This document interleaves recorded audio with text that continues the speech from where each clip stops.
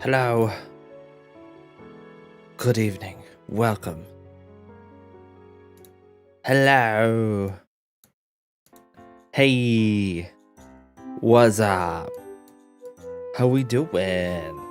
Hello. Hi. Hello, Greg. Hi, Arrow. You made it this time. Heck yeah, you did. I'm glad you did. Woohoo! Yeah. Ready for some more crimes? This time in the air, I think. Or maybe like at an airline.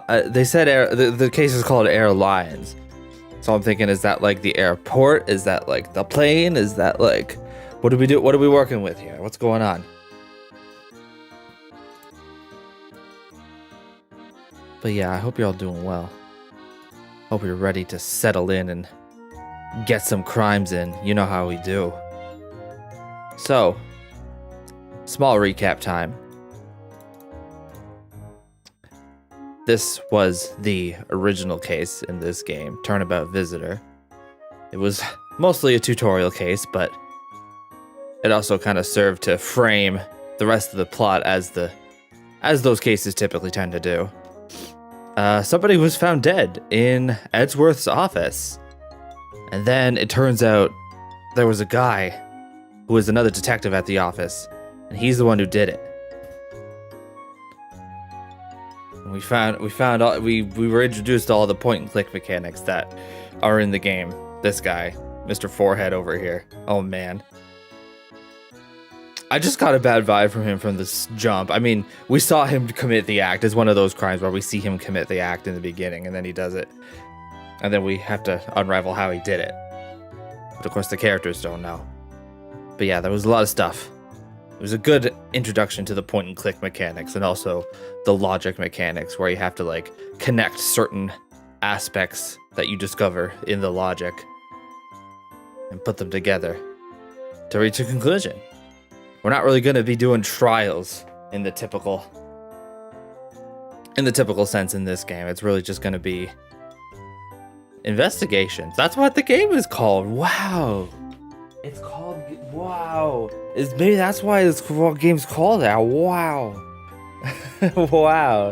Anyway, that's where we're at.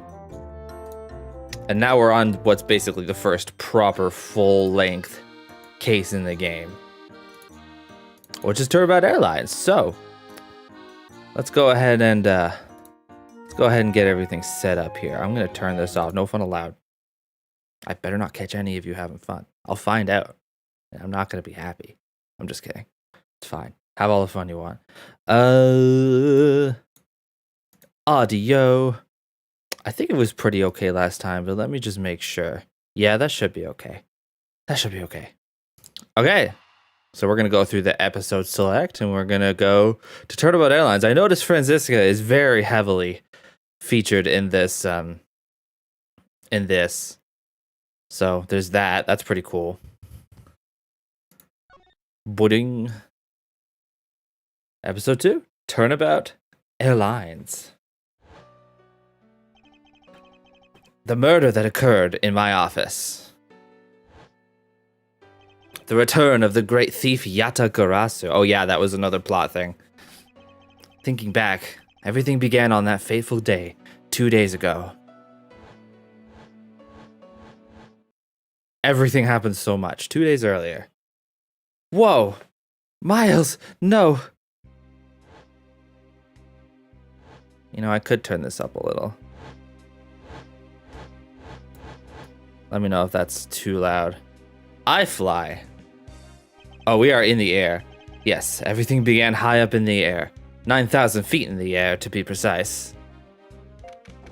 Thank you for flying iFly Airlines. We are currently experiencing some slight turbulence. We are asking all passengers to please return to their seats and fasten their seatbelts. Dang, this is a fancy plane, huh?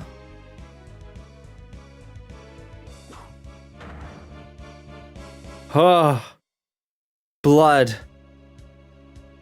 How did this game not get an M rating, but the other one did? Oh my god, he is flat out.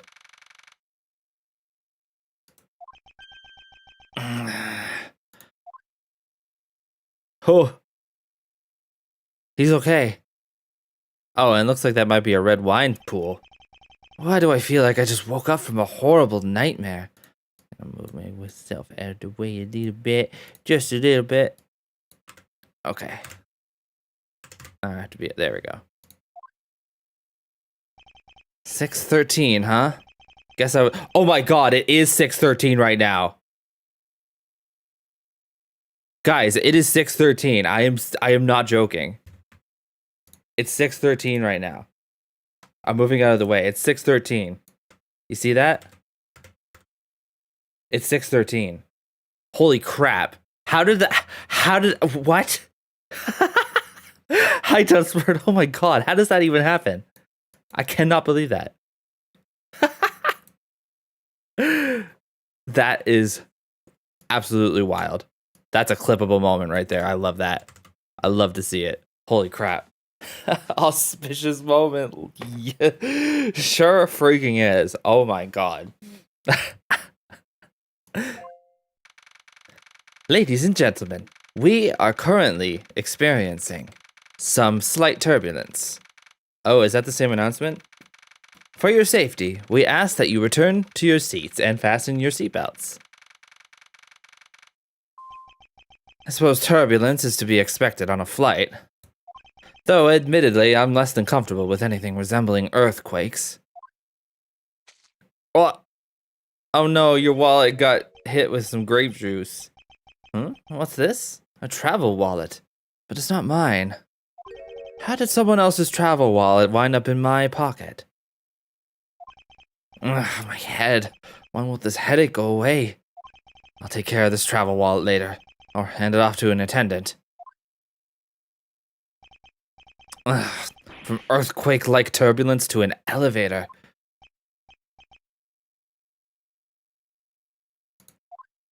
He sure seems happy about this.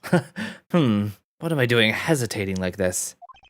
Actually, I know full well why I hesitate. It was when I was still but a young child. DL6 incident. Hi Daisy, welcome. Oh my god, we had an amazing moment just now.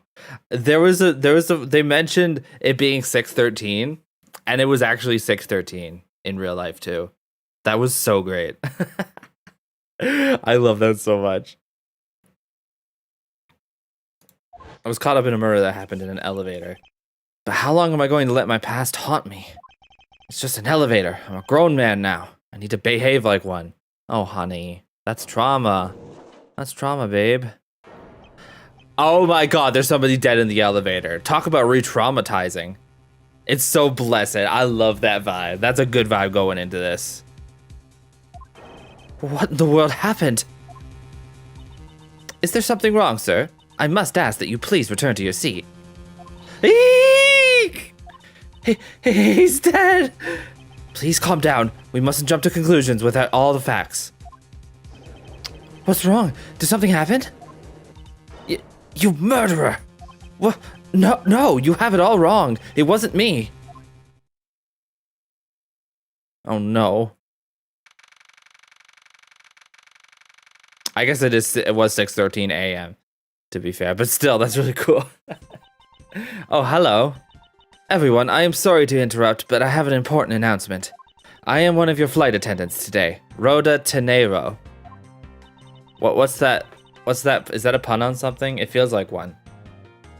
Rhoda rotate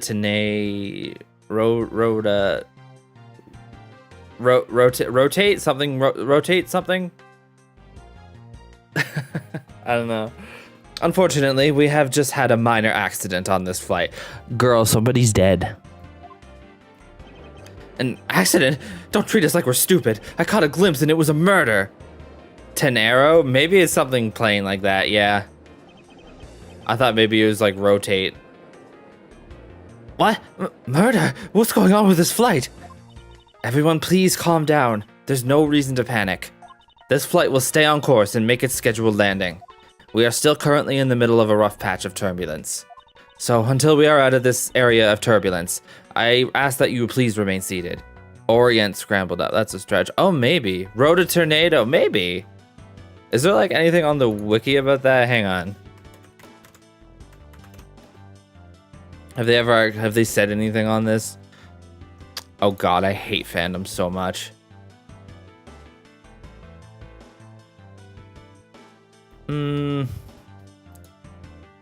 Her full English name could be a play on the narrow road when written surname first, similar to her Japanese name.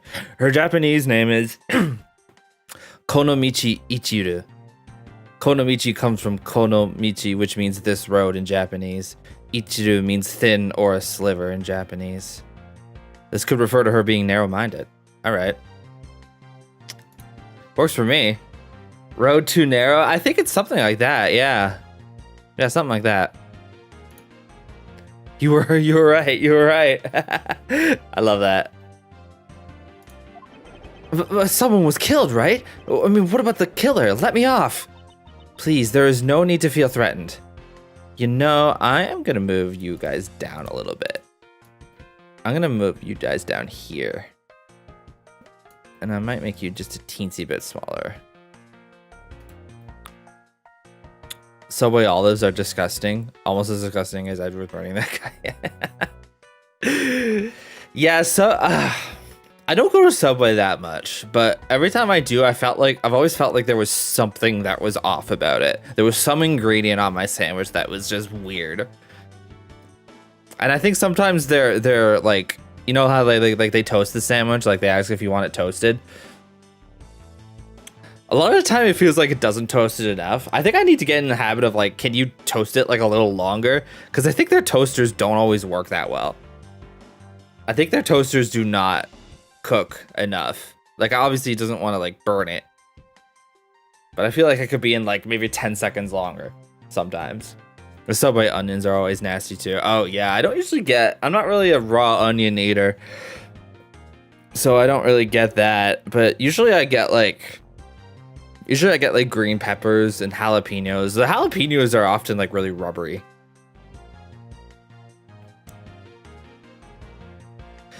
Yeah, I mean, yeah, there is the whole meme, my brother in Christ, you made the sandwich. But also the ingredients can be weird. That's definitely true.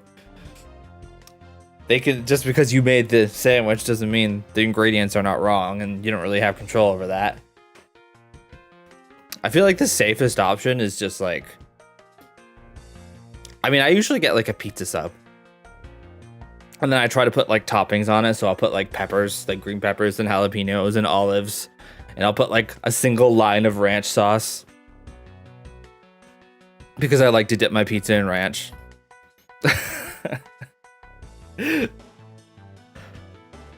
But yeah, there's just always one thing that's a little weird. Please, there's no need to feel threatened. Healthier by McDonald's by a little. See churros. Oh, they have churros at your Subway? I've never seen that. That's cool. I've had churros before, but I don't think Subway has them. They have cookies though, but they used to be the cookies used to be really good. I feel like they've gotten worse. I feel like they changed the recipe of the cookies, which is unfortunate because that was like one of their redeeming qualities. But yeah, I understand, but whatever you can get. I've had good luck with like Firehouse subs if you have that nearby. They tend to be just slightly a cut above Subway, but there's also less of them. There's just part of the reason Subway is so popular is just because there's so many of them, I think. You ordered sushi in tonight and the rolls are like 1.5 inches thick. Unusually, they're so wide. That's really wide. Thick sushis, man. Yeah, that's a big sushi. I don't really have sushi at restaurants that often. I guess I would want to go to a proper restaurant for that. Every time I go to like K-barbecue where they offer it, it's like not quite the same, right? As like if you go to a restaurant. I don't know, maybe it is.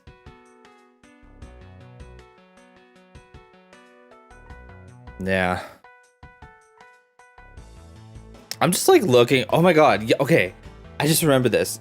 I'm looking into like alternatives to like fast food, right? Because like fast food, okay, for one thing, it's not the healthiest thing. Obviously, I'm not gonna soapbox about that. It's just a personal thing. Whatever you eat, whatever you want, fat is best. But yeah, for me personally, it's like I feel like there could be healthy options, and then also it's really expensive, right? McDonald's is so expensive now. I don't think they have, until recently, they didn't have a single meal that was like under $10, I don't think. At least here. They just introduced this new combo that's like just one of the small burgers and then a small fry and a small drink for like $5.79 or something like that. So that's like the only like value option they have now. It's getting really bad. But yeah, I went to this yesterday after I dropped off my passport stuff. Only cheap if you use that. Yeah, I've heard that in the US. Here it doesn't really seem to be the case, unfortunately. I know they have like a lot of like $1 drink options and stuff. But yeah, maybe it depends on the store. Maybe I just don't have a good one. You better be getting your soda at home. Yeah. Yeah, the thing is, right. But yeah, like I went to this place that has like personal wood-fired pizza. And it was really good. I mean, it felt like it was like homemade, you know, and it was like a thin crust pizza. And it was actually a little cheaper actually than like once I bought the drink, it was actually slightly cheaper than McDonald's. So I'm like, shoot, I gotta find like better options. Cause sometimes I'm just like hungry, but like everything that's around is fast food. I think it's a chain. Yeah, it's called like Score Pizza. I think it's a chain. Hang on. I think there's similar versions though. I think it's not like a new concept.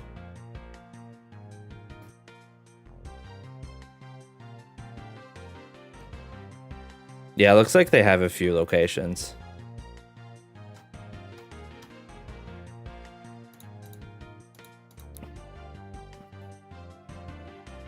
Just yeah, honestly, meal prep. I feel like I've heard some arguments for that. Like it's basically like you spend one day doing the cooking, but after that, you have meals for the week and you don't have to worry about it. So yeah, maybe it's time to like just start cooking stuff. I've seen like YouTube videos and shorts and stuff about like, here's I'm taking you through my meal planning for this week. And it's like, damn, I could probably do that. I could do it. It would be work, no doubt, but I could do it. I just need to, I don't know. Sometimes it's just hard, right? It's just hard, right? Some people just sometimes you just don't have time. Bento boxes, yeah. You could just make stuff throughout the week and freeze it, and then you just have good, tasty meals through the week. Yeah, there's options. Yeah, I feel like there's a part of, I don't know. I feel like it's like, I don't know. I still like fast food every now and then, but like right now, I'm just like, I need to find some better options. I am totally letting it go. But no shame in that. Subway is definitely one of the better options in terms of like fast food, because you can get a lot of veg and stuff. Tro's $2 is a pretzel stick for $3 and then a cookie stick for $5. What? Why would anyone get the cookie stick? Or why would you not? Why would you get that over just the standard cookie? Oh man.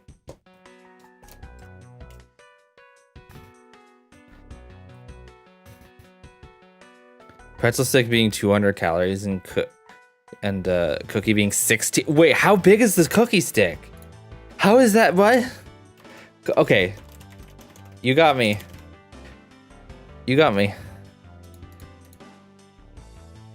Oh, I see. It's a little longer than I thought, actually. It's a foot-long cookie. Oh, that's so decadent, though. It's got, like, entire cookies on the top as a topping. You see that? You see this?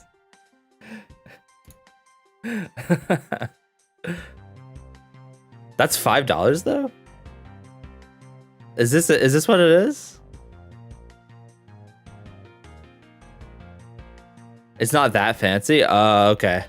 Maybe that's just like a catering option or something.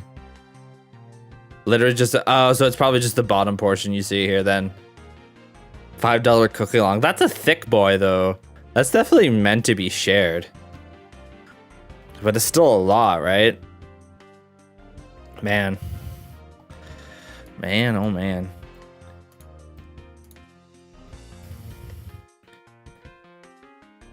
That's fair, that's fair.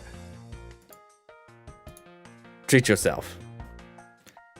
We've already, okay, I have a game to play. We have already apprehended the culprit. Yeah, they don't even give $5 footlongs anymore, just the cookies. Which is like way more unhealthy by every standard. I ask that everyone please remain calm. What the heck is he talking about? Why should we remain calm? My name is Miles Edgeworth. I am a prosecutor, and I assure you I am not the killer. Ha! Being a prosecutor doesn't make you incapable of murder, buddy. Okay, based. Now you listen here. I am not the killer. I simply found the body.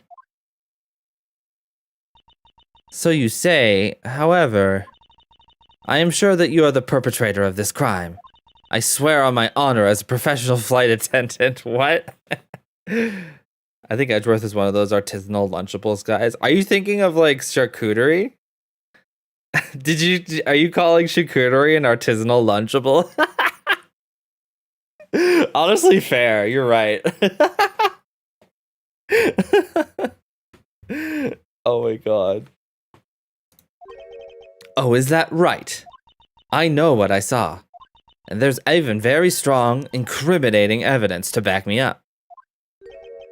What kind of incriminating evidence is she talking about? We've already alerted the proper authorities at our destination. There's a brand. I know. I'm just messing with you. I've seen actually like packaged ones that are like that. I think they call them charcuterie, at least the ones I've seen. They were just portable charcuteries, I guess.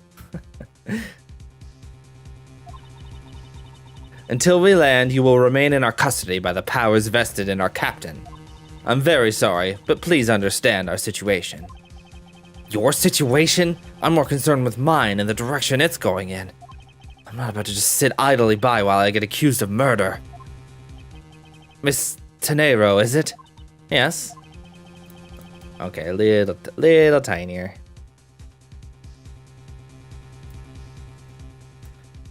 I was wondering if you might give me a chance. A chance to do... nah, we're fine. We're fine, don't worry about it. A chance to plead my case. And a chance to ask what you meant by incriminating evidence just now. Hillshire snacking, ooh.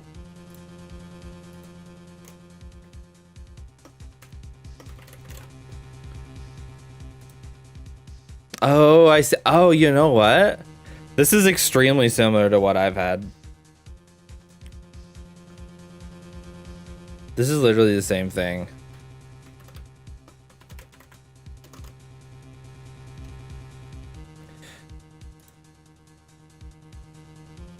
Yeah, this one right here. This one right here. This is the one I've had. It's a different brand, but yeah.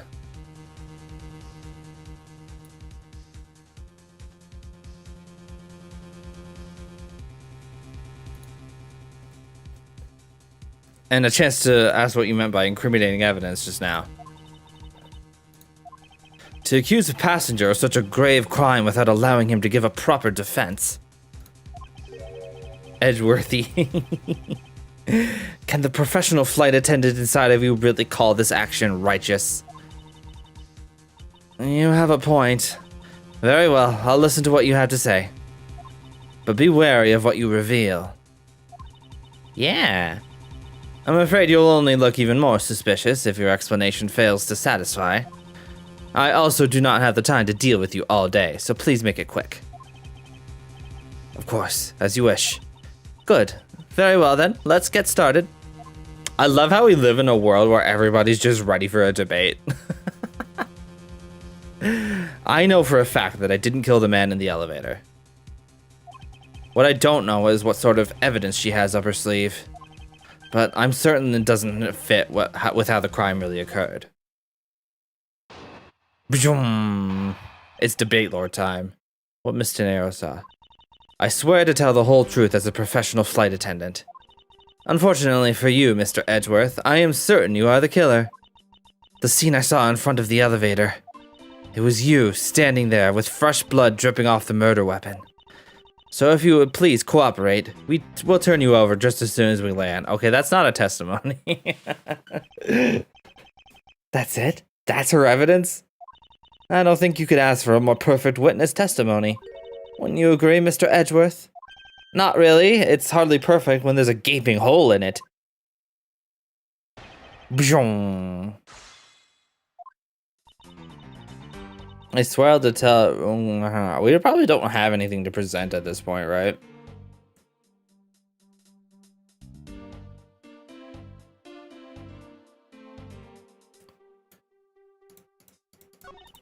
Unfortunately,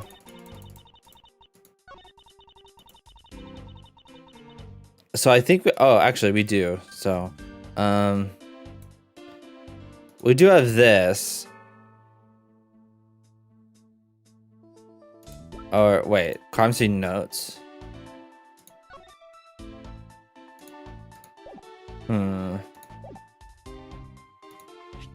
Yeah, there's nothing saying that there wouldn't be any blood dripping necessarily, right? Looks like just blunt force on the back of the head. Looks like he might have taken a fall or something.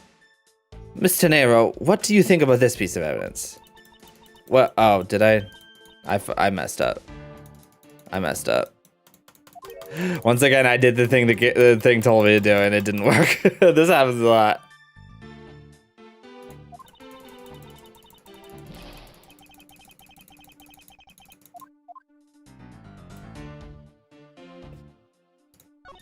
Sorry, yeah, it was the wrong statement.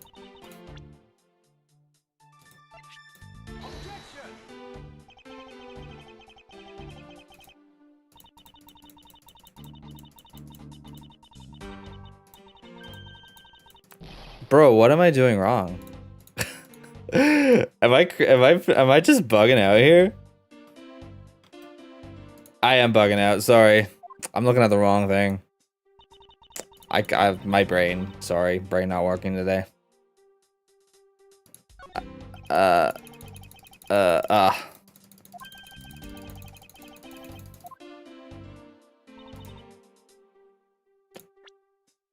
Wallet.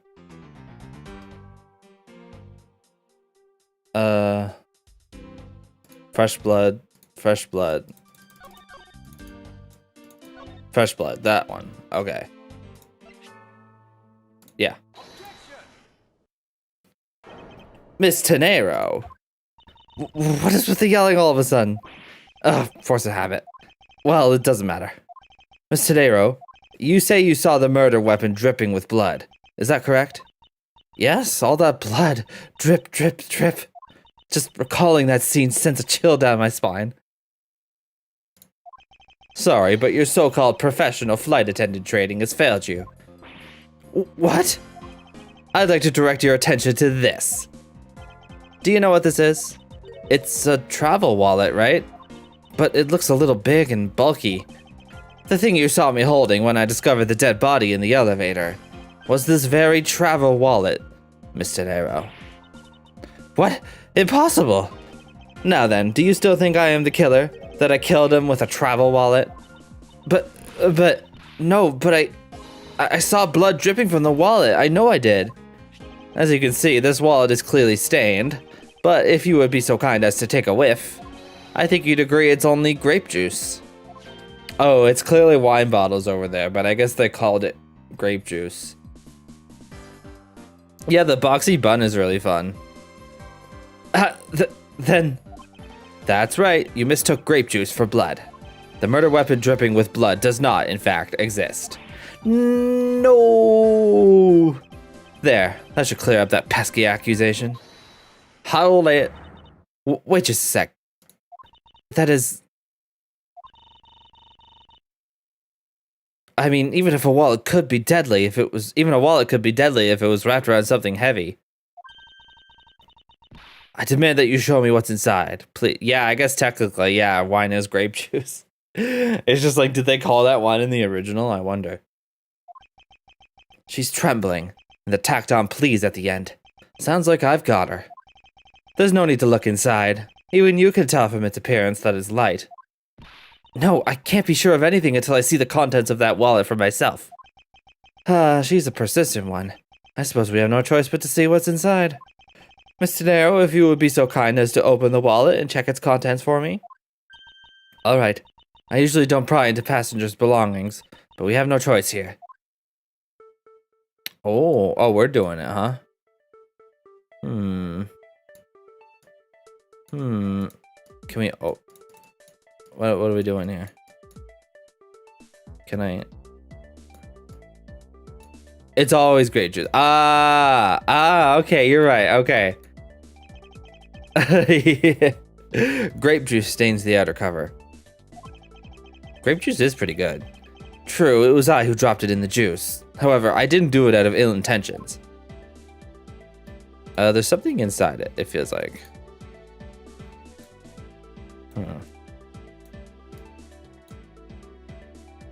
How do I open it, though?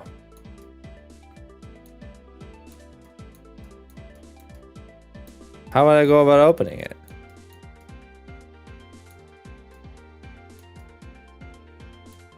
Hello? Hello? Oh, there we go. Okay.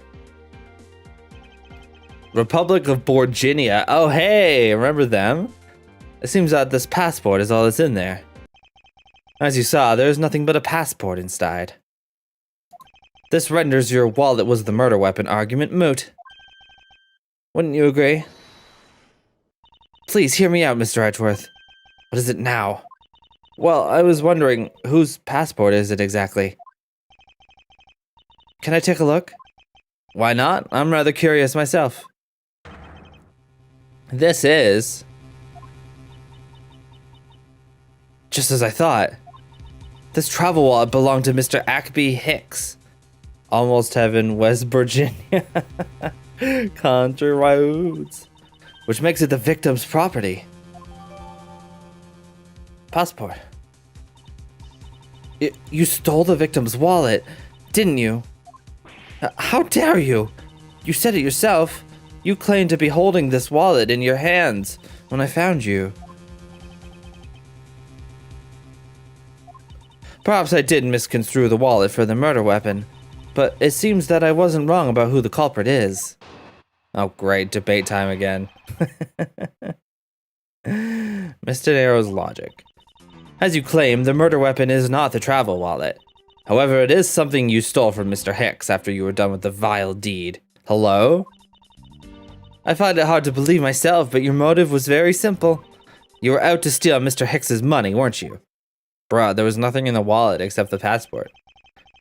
So even though I didn't have the murder weapon on me, you still suspect me, I see. You stood up at the crime scene with the victim's wallet in your hands. How can I turn a blind eye and not suspect you of foul play? Damn, she's crazy for this.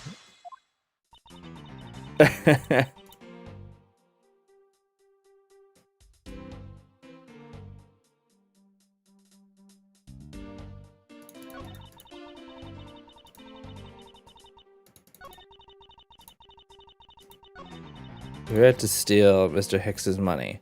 So, if you remember from the crime scene, hey, look at that. There's a lot of money here. If he was stealing money, he was very much not good at it. Every passenger, yeah, this is like the most luxurious plane I've ever seen. I don't even know if it exists like this in real life. I'm pretty sure modern planes are just packed like sardines.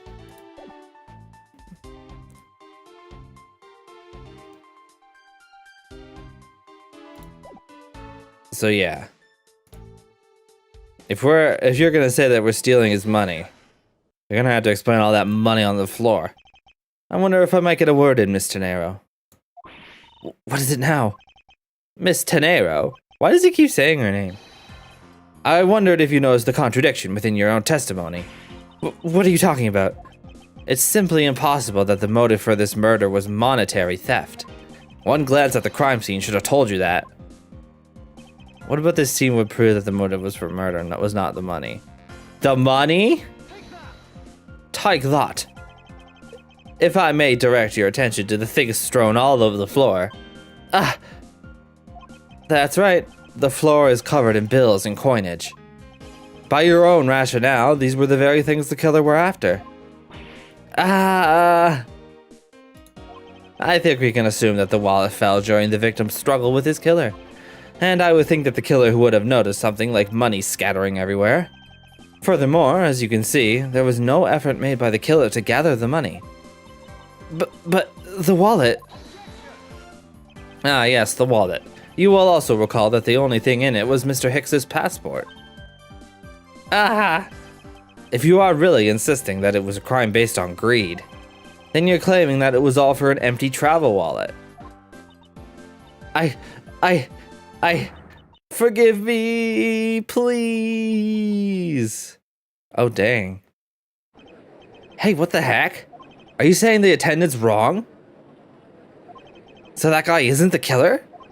Ha, don't believe it, everyone. It's a trick. Will you all please be quiet? Miss Tenero. Yes? You lost your cool when you saw the dead body. Plus, the lounge was dark and looking into the light from the elevator. It's easy to see how you mistook the wallet in my hand for the murder weapon. I take no offense that you thought I was the killer. Mr. Edgeworth. Thank you for releasing me. I think that's Borginian. What is it now?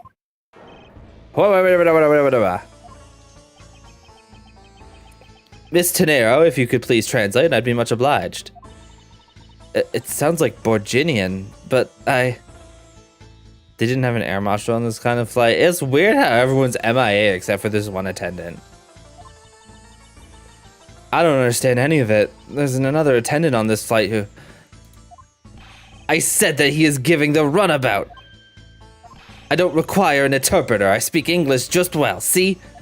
You, the attendant. Yes, sir. I want this person to be under the arrest until we arrive at the airport. I'm sorry. I thought how am I, isn't it like Eastern European?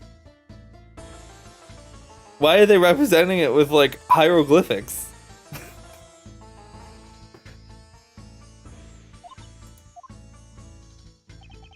I'm sorry, sir, but what exactly are you hoping for? What is it you want? I have finished talking to the likes of you. Please, I would like to hear why you would like me to be held under arrest until we land. You, how dare you try to waste my time? You are the one who stuck your nose into my affairs. I wanted to spend even at least one more second with my precious art. I have no time for other things. I know what you are. I see through you. Insolvent. Yes, I am pretty sure that's how you say it in English. Well, I'd hope that I don't dissolve in water, but I think that's what you don't think that's what you meant. I'm sorry, but I don't think I caught your name. A Dr. Doofenshmirtz? How does he talk? I've never seen that show.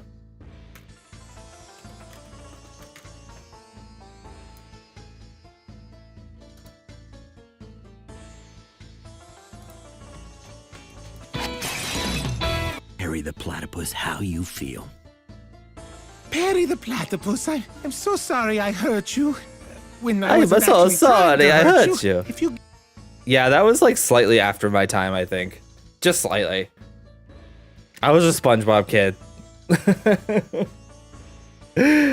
I'm sorry, but I don't think I caught your name. I am Zig LeBlanc II. I am a very wealthy man in the Virginia.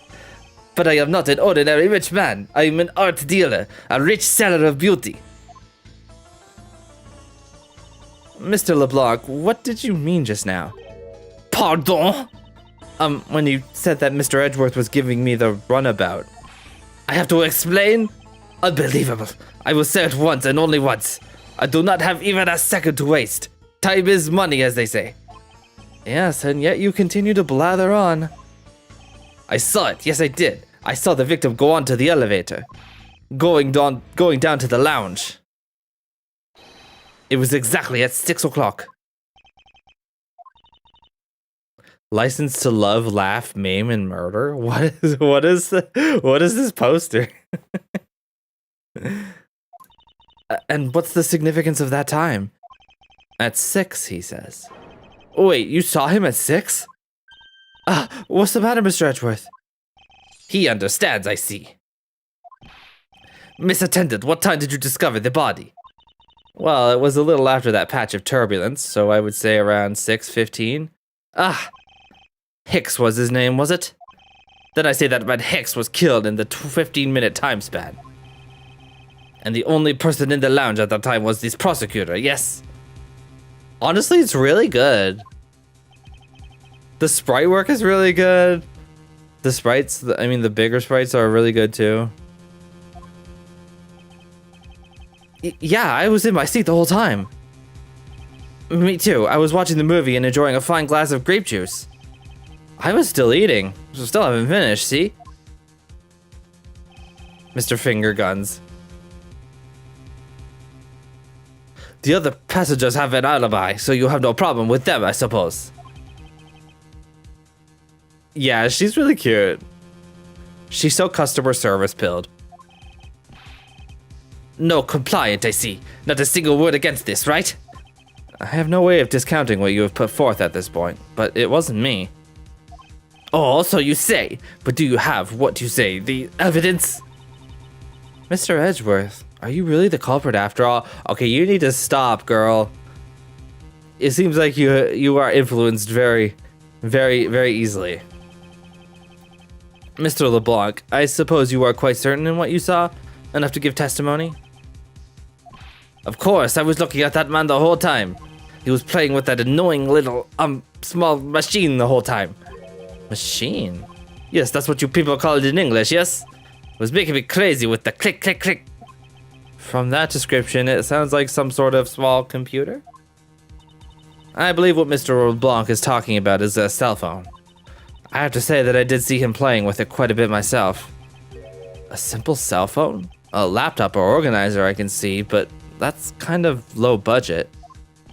I hate that noisy little machine in his hand. Not a fragment of beauty. All it produces is ugly sounds. Anyway, I know what I saw. Miss Tenero, yes? I was wondering if I might be granted permission to examine the crime scene. You used to call me on your small machine.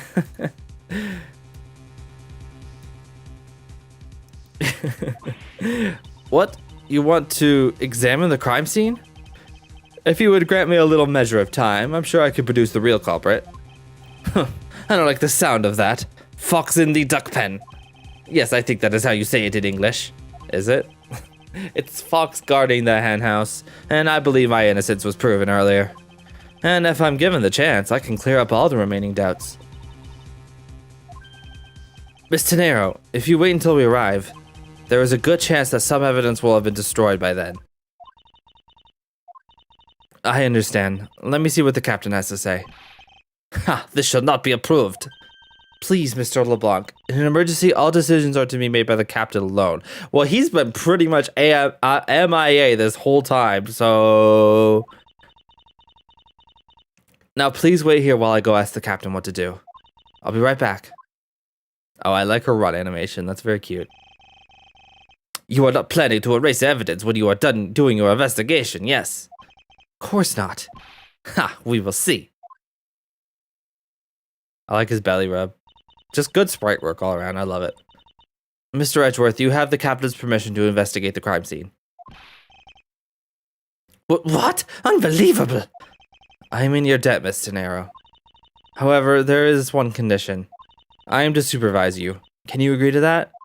Of course, I see no problem with that stipulation.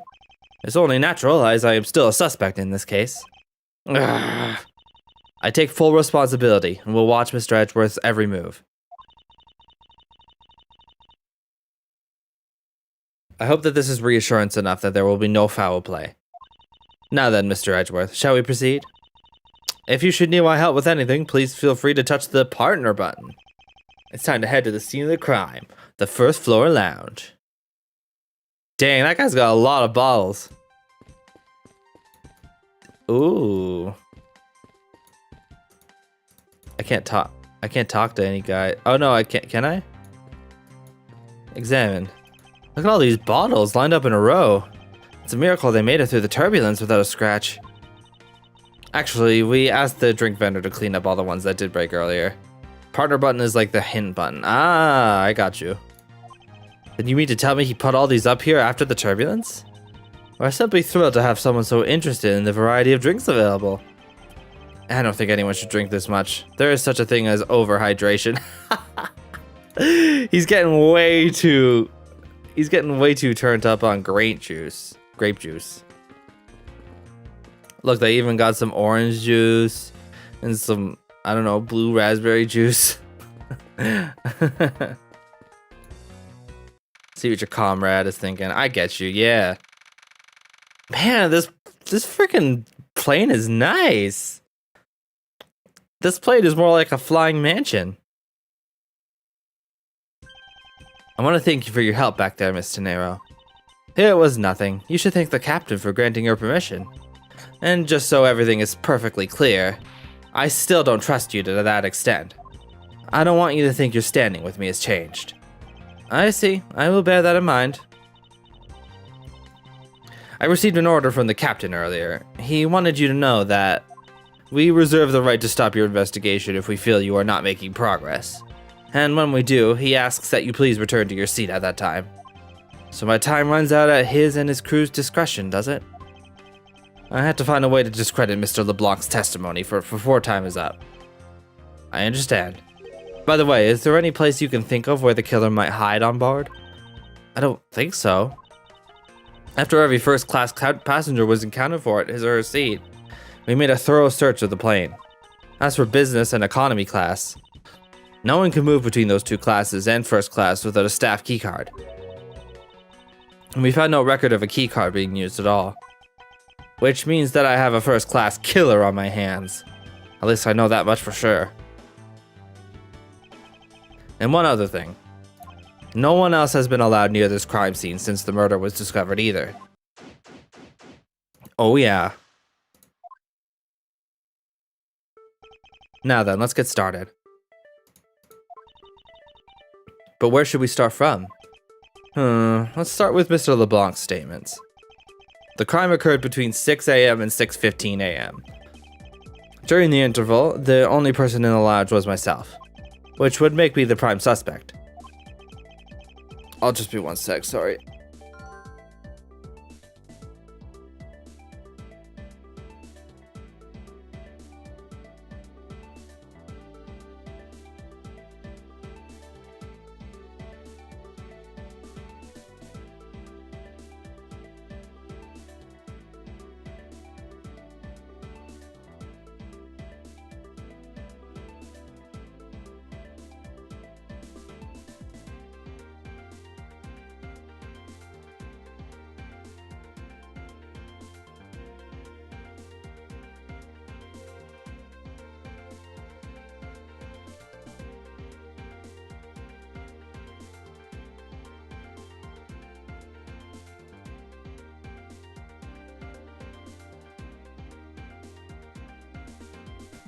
Okay, hi.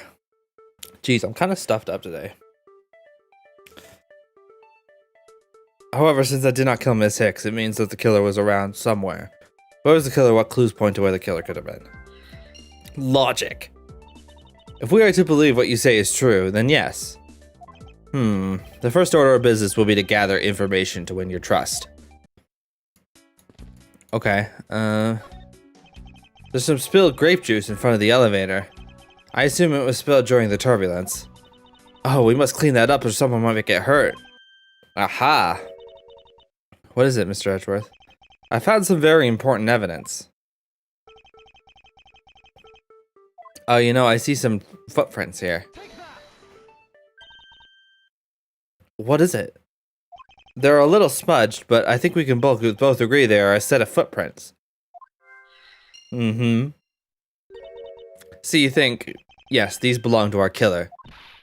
Oh, then maybe we should check the shoe sizes of everyone in first class. I don't think that will be of any help to us. Unfortunately, the prints are too smudged, which will make it hard to get a definitive match.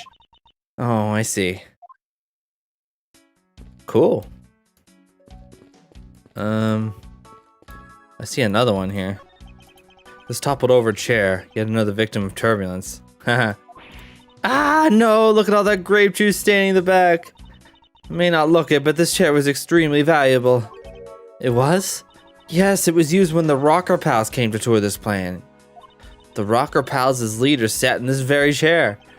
I'm sorry, but what are these Rocker Pals? I can't believe you've never heard of them. They're all the rage. The Rocker Pals are an extremely popular international band. They added the pals part as they became more popular, especially among teens. Ah, that explains it. I'm not really one for the music of today.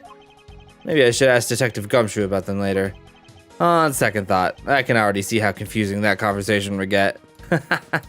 Oh goodness. Okay. These bottles and glasses must have been broken by the turbulence. There's quite a bit of broken glass here. Please be careful when passing through the area. Thank you very much for the warning, Mr. Edgeworth. However, no matter how kind you are towards me, know that it is not clear of any suspicions I have about you. I wasn't warning you for the sake of clearing my name. Jeez, you can't get a single break here. Edgeworth hipster moments, yeah.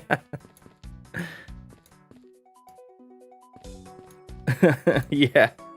He only listens to classical music. He only listens to jazz. He only listens to, I don't know. Stevie Wonder? This game is a hoot, yeah. A few copies of Sky Magazine in the magazine rack.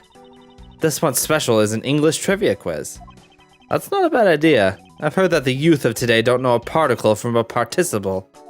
Now, please don't go around confusing people with made-up words, Mr. Edgeworth. Based. Who's ever heard of such a silly word as participle? Case in point. Okay, Edgeworth, you are like 26. Why are you acting like you're an old man? What or who is this? This is a bronze statue of the founder of iFly Airlines, Mr. Hugo iFly. The one on the left is when he was in his 40s, and the other of him is of him in his 80s. Did the man actually age in the span of 4 decades? Maybe I need to squint more. I can't, they look exactly the same. Wait, there's something here. Pity that a bronze statue knows not when good drink has been spilt at his feet. This is a statue of our founder, Mr. Hugo iFly, who was a big fan of grape juice.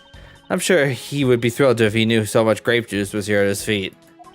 Is that a hint of hero worshipping I detect?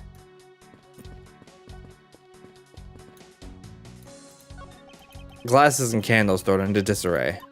It's been a while since I've seen this big of a mess. It's terribly embarrassing, but I thought it was an earthquake for a second. And I frantically started searching for gas valves to shut off. I guess the shaking of the plane was bad enough to be mistaken for a real earthquake. Not that I would know, since I was unconscious for most of it. Okay, we do have the actual crime scene here. What floors does this elevator service? Only the first and second, although it can also go down to the cargo hold. However, that requires a flight crew keycard. So the only floors accessible to passengers are the first and second, huh? Ah. I won't rest until I've inspected every suspicious-looking nook and cranny. That's a catchphrase.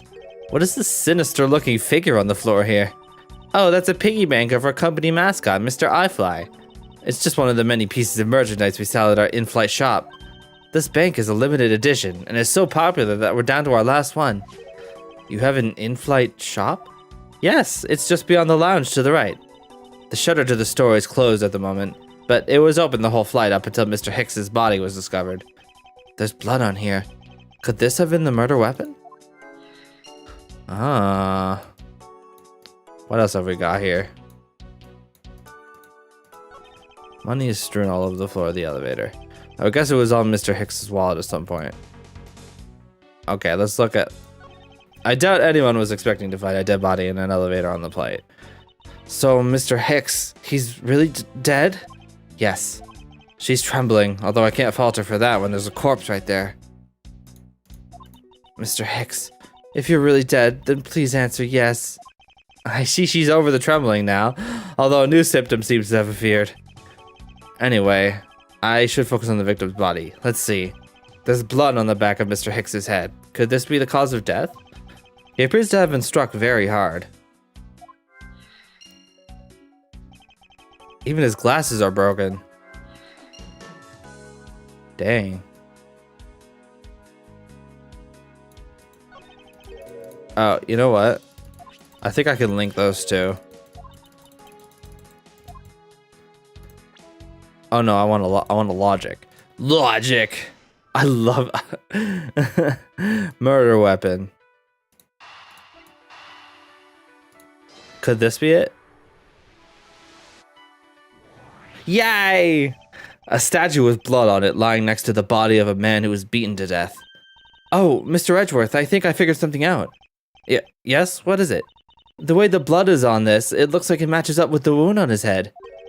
Well, aren't we deserving of the Master of the Obvious title? Yikes, man. Well, what do you think, Mr. Edgeworth? Do you think that's worth investigating?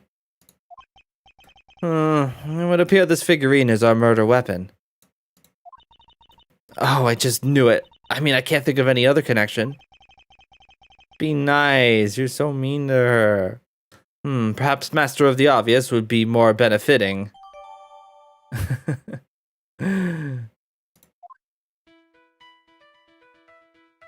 Okay, there's something in his pocket here. There's something sticking out of his pocket. Hope he won't mind if I take a look at what's inside. It's a picture. It looks like it was taken inside a building somewhere. Ah.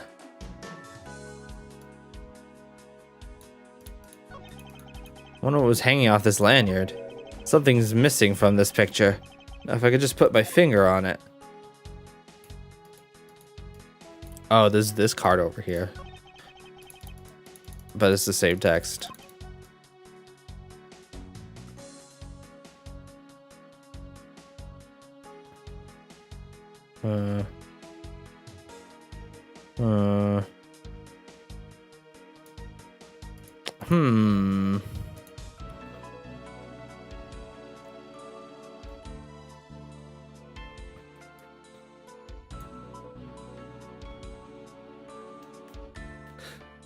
I think we can logic some more. Where was the killer? Elevator.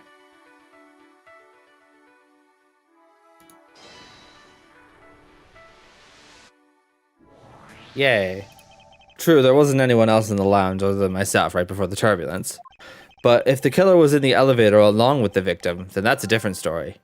In the elevator with Hicks?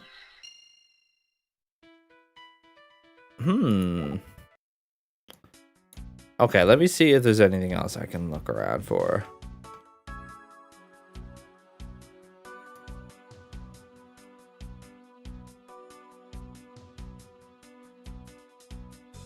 Okay, I think we're gonna deduce now. We're gonna deduce what was on this lanyard.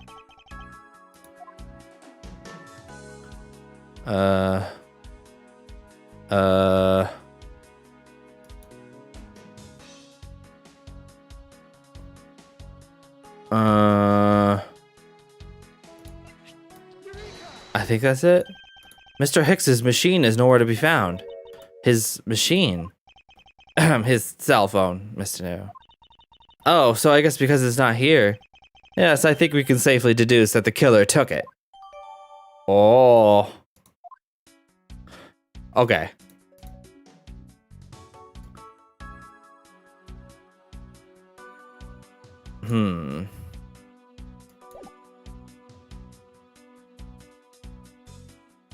Blunt. Let me see here. There's something I have to get here.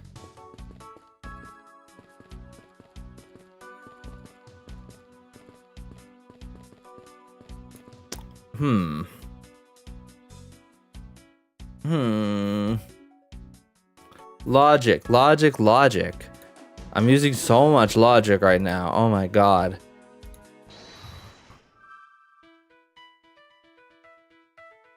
But I seem to be missing something.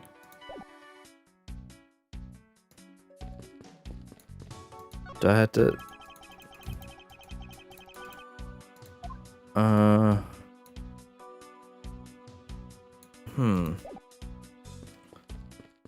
am I missing here?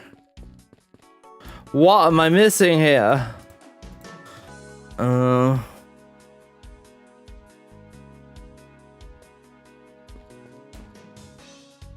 I should have one that's called blunt force trauma. I don't get why I don't.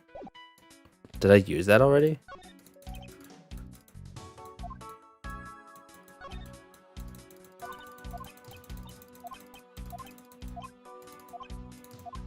Oh, I must have gotten that.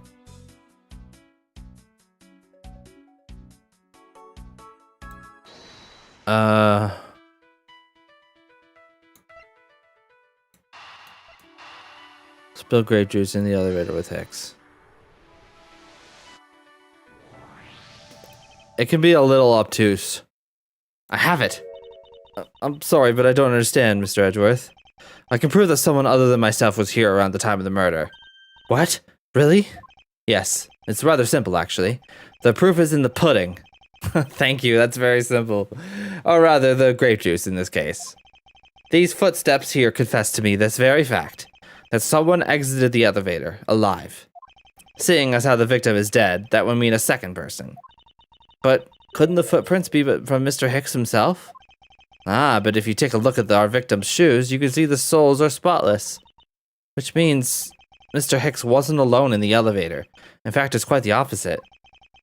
Thankful that this game baking facts and logic into Edgeworth's very gameplay. Literally, I feel like I'm doing so many facts and logic right now. Every interaction is a battle to be won.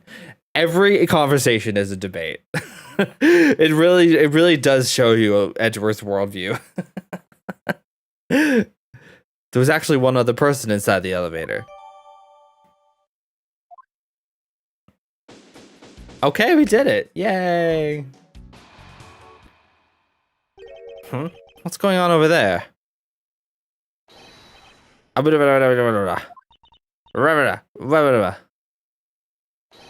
Unforgivable. This is unforgivable. Do you understand what I am saying? The movie is late. It is the same level of bad as if the plane arrived late. But the movie... What? I will not talk to you anymore. You are just wasting my time. What is the matter, Mr. LeBlanc?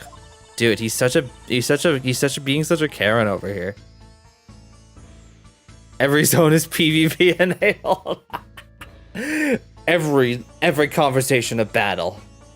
Every person a potential adversary. If there is no emergency, please return to your seat, sir. Do not tell me what to do. I need not to sit down. Well, Mr. Prosecutor, did you prove you are innocent yet? If you would like, I will prove my innocence to you right now. I'll see her. Oh, great. I can't wait. What? Nonsense. You were saying my eyewitness testimony is mistaken. Not mistaken, merely that there is room for doubt. I'd be most honored if you could please tell me what you saw in detail once more. Fine, suit yourself. What I saw. I am certain I saw Mr. Hicks enter that elevator. It was when the needles on my pocket watch pointed to the 6 and the 12. The body was discovered 15 minutes after that in the lounge, yes? Then you, the only person in the lounge at the time, must be the criminal. Mr. LeBlanc's conclusions seem to make logical sense. After all, the only person in the lounge at the supposed time of the murder was me. So, my eyewitness testimony. If you think you could destroy it, then come, let me see. Hurry, do I look like a man who is having the time to wait for you? Why is he so irritated? I'm the one accused of murder here. Anyway, I must find a way to discredit Mr. LeBlanc's account somehow. And fast.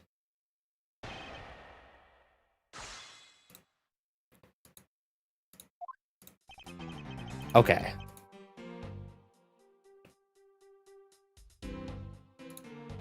Hold it. Mr. LeBlanc, were you able to get a good look at the inside of the elevator at that time? Of course, I saw what was inside. And you are sure that the victim was in the elevator alone? Yes, the only person inside was that Mr. Hicks man.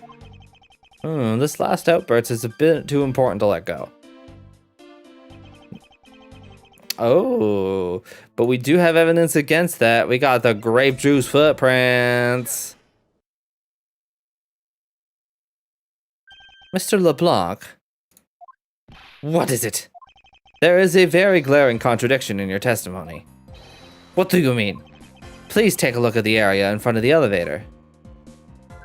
There at the spilled grape juice. Yes, and will you admit you had spilled it with the blood? He's very sus. No, it spilled itself during the turbulence. But the interesting thing here is the set of grape juice footprints. Footprints? Yes, the ones that lead from within the elevator out into the lounge itself. It's evidence that proves that someone other than Mr. Hicks exited the elevator alive. Oh, there must have been another person in the elevator with Mr. Hicks. Now then, I'm done playing games. Why don't you tell us the truth? Oh, he's mad. Can you please translate for us? Oh, hi. No way, that's totally impossible, I guess is what he said.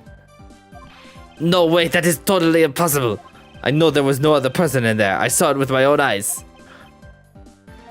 If you want to know what I think, Mr. Edgeworth, I don't think Mr. LeBlanc is lying to us. I suppose she's right. He doesn't seem to be lying. But then what does it mean? What about this contradiction? Mr. LeBlanc, please, just once more, will you recall the details of what you witnessed for me? I was very upset when Mr. Hicks passed by my seat. I was always checking the time over and over again. I happened to follow that man with my eyes when he passed me, and I saw clearly into the elevator he was entering. But I swear there was no one else inside. No one.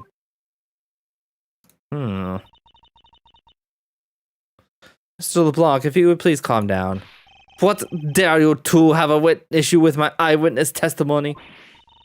No, not at all. Please forget I said anything. Yet again, he doesn't appear to be lying. But I can't let this testimony stand as the truth.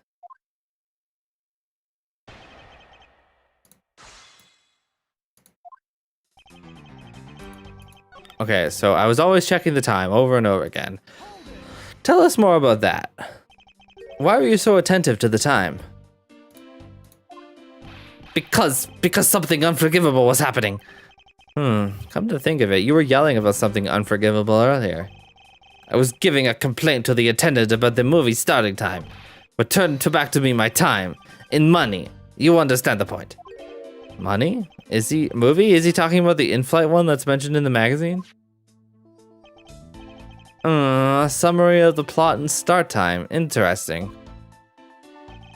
They were supposed to show License to Love, Laugh, Maim, and Murder. I cannot see that movie in my country. You can only see it on international flights. I looked forward greatly to that movie. I checked my pocket watch whenever possible so that I would not miss it. I even set my pocket watch to the destination time when I came on board. So my watch is not wrong, it matched the schedule. But the movie was still late, very, very late. Dude, there was a murder and you worried about your movie? Your pocket watch. I'd like to ask you a little more about that, if it's alright. The movie I wanted to watch would not start, so I checked my pocket watch many times.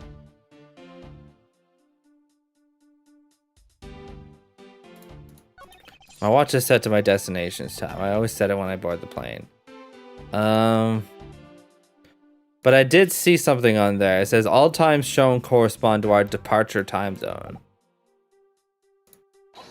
So that could be a little. You could have actually had it wrong. Mr. LeBlanc, you said this just now in your testimony. I even set my pocket watch to the destination time when I came on board. Now, if your watch has been set to our destination's time zone, it would mean that your watch is displaying the time of our destination. Yes, and the correct time is worth its 6 cents. 6 cents, huh? I would like you to take a look at this. If you believe this Sky magazine, clocks on this flight run in accordance with the time of our departure time zone. Of course, the movie schedule was also created with that in mind. Miss Tenero, for confirmation's sake, what time zone is this flight aligned to right now? Well, we made a short stop at a transfer point.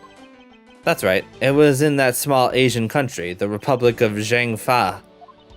but we didn't readjust our onboard clocks at that time. So right now we are still running on Borginian time. What? The time difference between Borginia and our destination is 9 hours. In that case, it's only natural that your watch would be out of sync with the schedule. Wah! Further, with your analog watch set to our destination's time, it would appear to be running 3 hours fast when compared to the flight's onboard clocks. It also changes everything about your testimony, and you can bet 1,000,000 cents on that. In light of this information, it means you saw Mr. Hicks 3 hours prior at 3 a.m.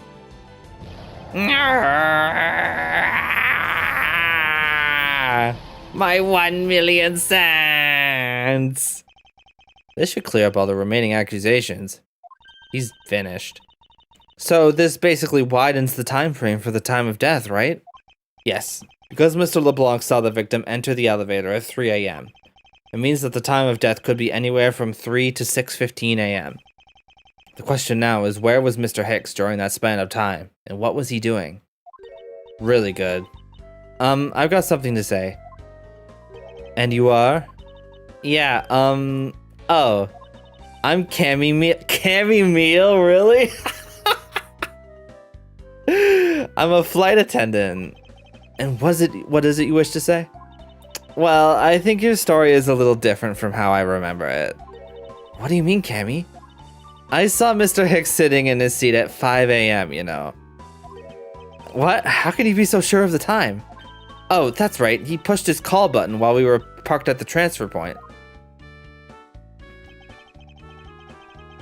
Ah, the stop we made refueling and cargo transfer in Zhangfa, right? Yes, it was from 4 to 5 a.m. according to our clocks. Superb class juice. For all your dietary needs.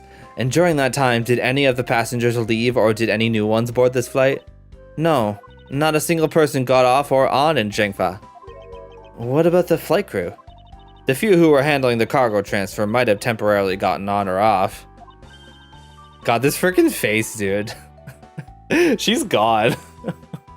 But eventually, everyone, including Cammy and myself, came back on the plane.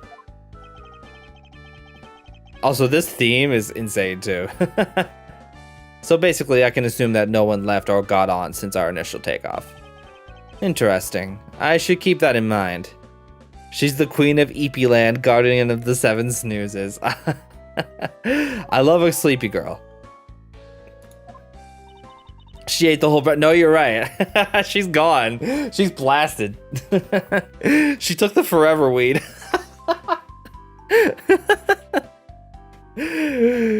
Oh, Rhoda, was I supposed to eat the whole brownie? Oh no, Cammy! You ate the forever brownie! Yeah, and I answered his call. I can tell you Mr. Ackby Hicks was there in his seat when we took off again at 5 a.m. Okay, thank you for that. Alright, then that puts the time of the murder between 5 and 6:15 a.m. Okay, now what time did you come down to the lounge, Mr. Edgeworth? I remember coming down here almost as soon as we left the Republic of Zhangfa. Ah! You were here the whole time for 5, yes? Then you are the only one who could be the killer. The killer?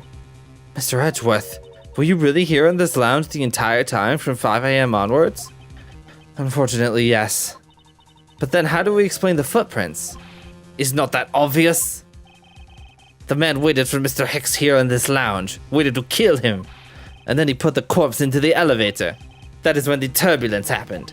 My eyewitness testimony may have been mistaken, but what time I saw Mr. Hicks enter the elevator on the 2nd floor does not matter, because the entire incident concluded here in this lounge. Everything happened in this lounge. Is that what you really believe, Mr. LeBlanc?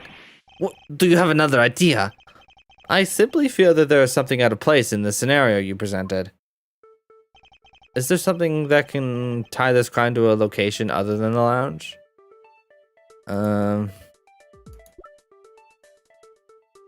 Maybe because of this. Oh wait, no. Actually, it would be the grape juice footprints. Somebody left the lounge.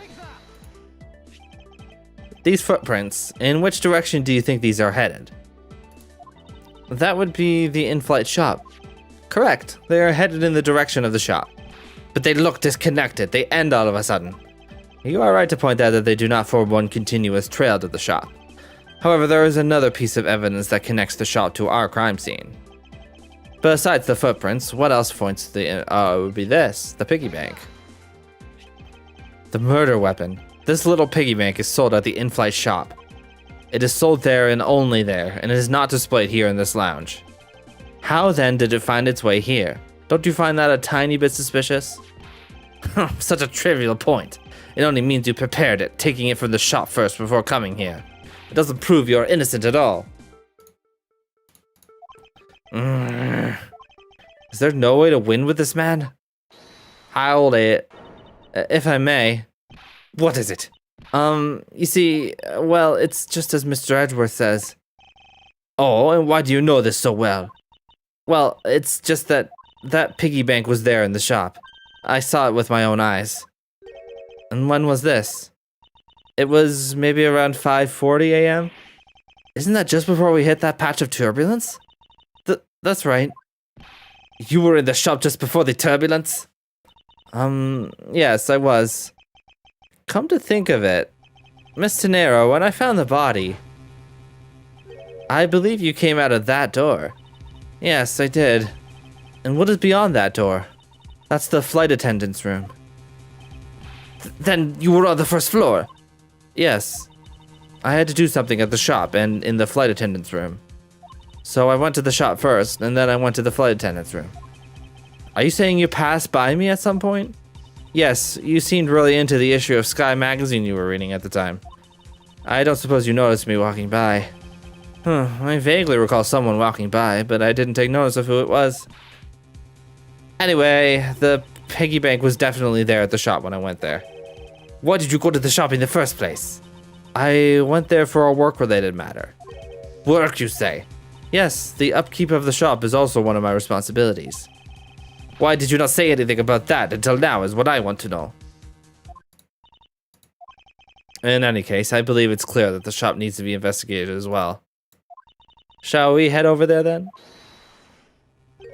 Oh, hi, Cammy. What is it now? Are you forgetting something, Miss Rhoda? Don't you need the captain's permission to check the shop? No, I haven't forgotten, but I have already asked him for permission to search the entire plane, so I think we're all right. Huh? That's weird. What is? Well, I just talked to the captain, see, and he said that he didn't give you permission to do anything like that at all. What is the meaning of this, Miss Tenero? It means she's lying. Go on, admit that you are. You said you had permission to search all over, but you don't, and yet here you are. You flight attendant, what are you trying to do? Pull the sheep over us? The captain's calling for you, Miss Rhoda.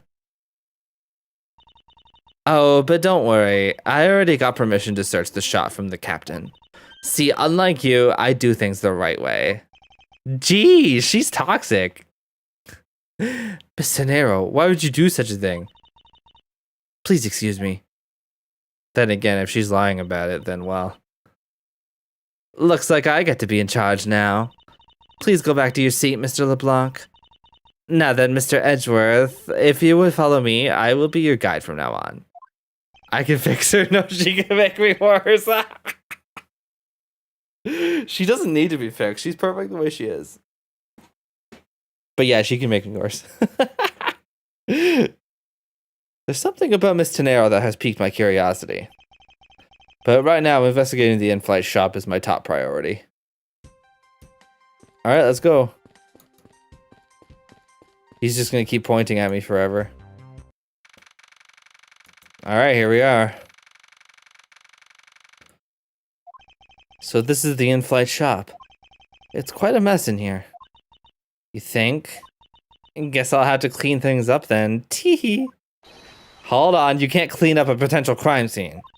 Oh, thank goodness. I hate cleaning so much. I mustn't rush things here. I must remain cool, calm, and collected.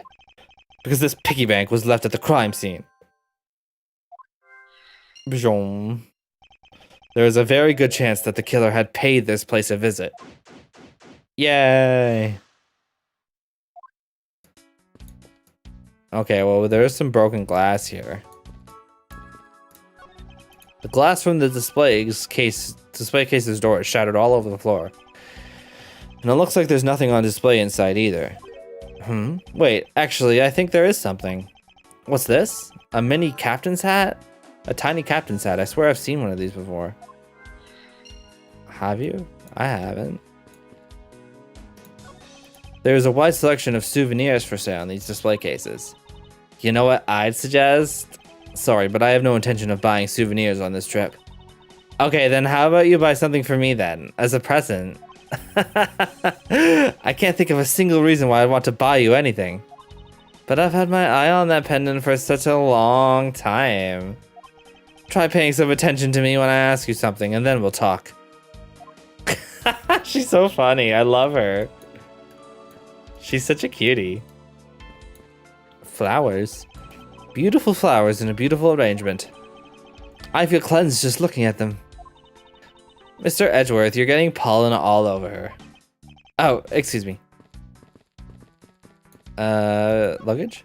What are these? Oh, those are our company's completely original line of suitcases. They're practically flying out the door. That's how popular they are. They're so ugly. They're very garish. You should buy one and see how you like it. You won't regret it.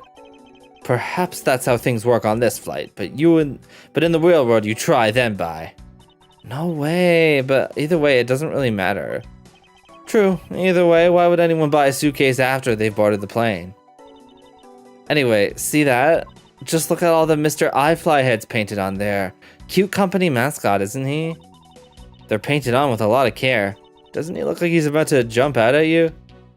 You're definitely not gonna lose it coming out of the back, exclaimed true. Maybe you should just have intentionally ugly luggage so that nobody is tempted to steal it or anything. They're painted on with a lot of care. Doesn't he look like he's about to jump out at you? It is certainly making something jump inside my stomach. Huh? Oh, I guess there's no fooling your refined tastes. You looked like you really wanted to get one.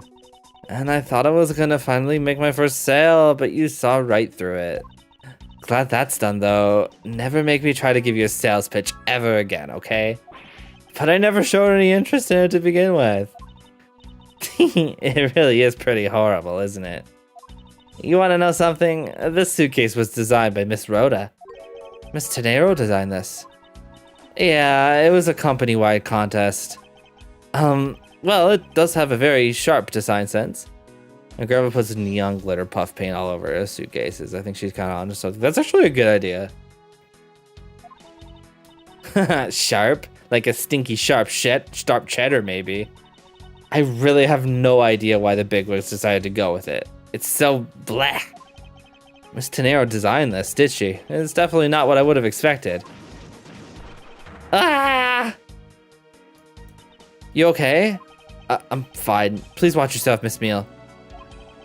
Letting a suitcase freely roll around has got to be a safety violation. Here, I'll put it back. Oh my god, her teddy bear. I just noticed that. We do have this counter here. Inside this display case is a row of lifesavers and life vests for sale. Just in case you get into an emergency, right? We sell a lot of those when there's some kind of accident or something. But some people buy them even when nothing's going on. How about it, Mr. Edgeworth? Care to buy one? I sense that this shop is one shopper away from being sued. That's true. Is that a thing? That can't be real. That can't actually be real, right? Did they actually do that? Did they actually do that? They gotta have actual safety equipment on a plane, right? There are all kinds of luxury name brand merchandise for sale in this case. And they're lined up just in such a manner as to scream, "Buy me," to any passers-by. Stuffed toys, just like the one Miss Mila is holding, are on display here. They're relatively cheap, which explains why they're displayed so haphazardly.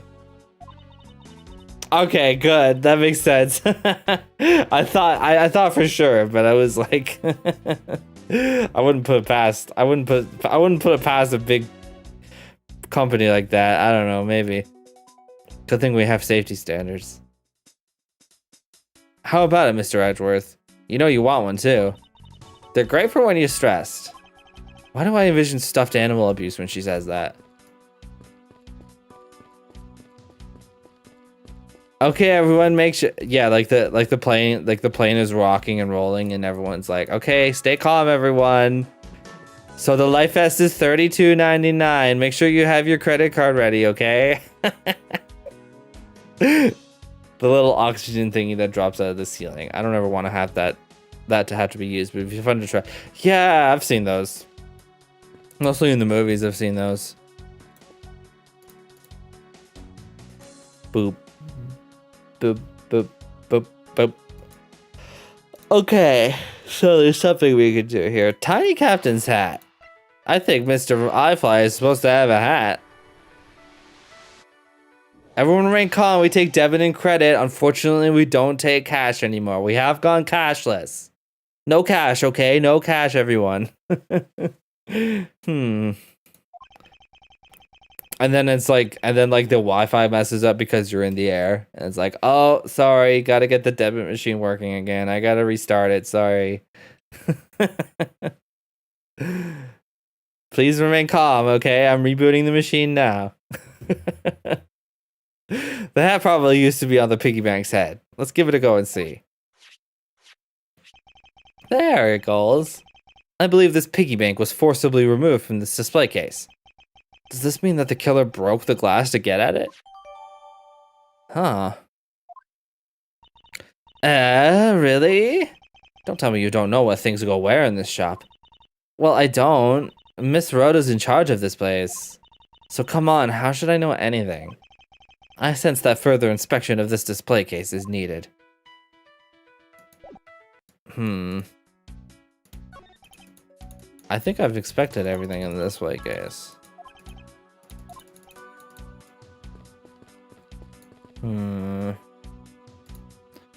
Beep, beep, beep, beep.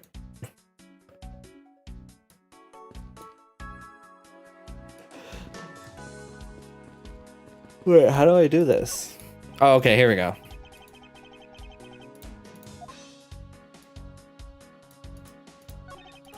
iFly Airlines related book, Line the Shelf. The history of iFly Airlines. The future of iFly Airlines. The seven wonders of iFly. Flight on. iFly Airlines. Working name. Go You Airlines. iFlying. Wait, what? The titles make it very clear that they won't be making the top sellers list anytime soon. The glass on this door is broken.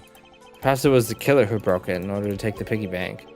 But it's a bit odd that the inside of the case is so devoid of glass shards. Plus, the glass broke rather cleanly.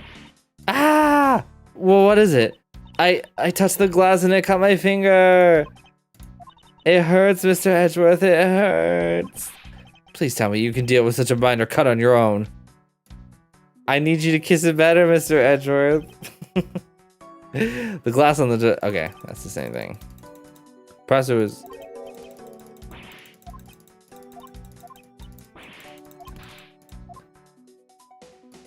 Hi, Gravy. It's a major boo-boo.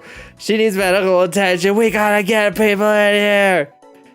Is there a doctor on board? There's a sleepy girl who needs help. Oh, I don't think I wanted to do that. Oh, maybe I did, actually. There's definitely something very unusual about this. About what?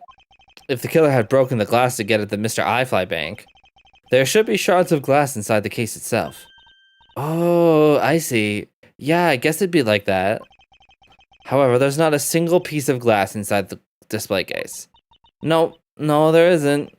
Which means that the glass was broken from the inside out. The piggy bank must have fallen over from the turbulence and right through the glass. Yeah, that's for sure. There's so much glass all over the floor. I'm willing to bet that this hat was knocked off its head at that time too. That's nice.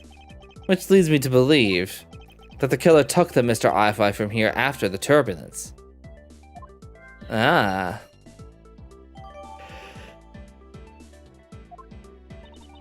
Oh my god, she's falling asleep. Take your power naps on your own time, Miss Wheel, and listen when I'm talking. What? What? But the murder occurred before the turbulence, which rules this piggy bank out as the murder weapon. So you mean the bank's not the real murder weapon? It's the fake? Yes, at this point, that is a very real possibility. But then what if when the killer went to take Mr. I-Fly, they broke the glass by accident? The display case is locked, so that's highly unlikely. Yeah, but there's one person who could have. Oh, and who would that be? Miss Rhoda, of course. I mean, she's the one in charge of this place, so she has the keys to everything. Miss Rhoda Tenero, huh? Huh. Okay, we've done that.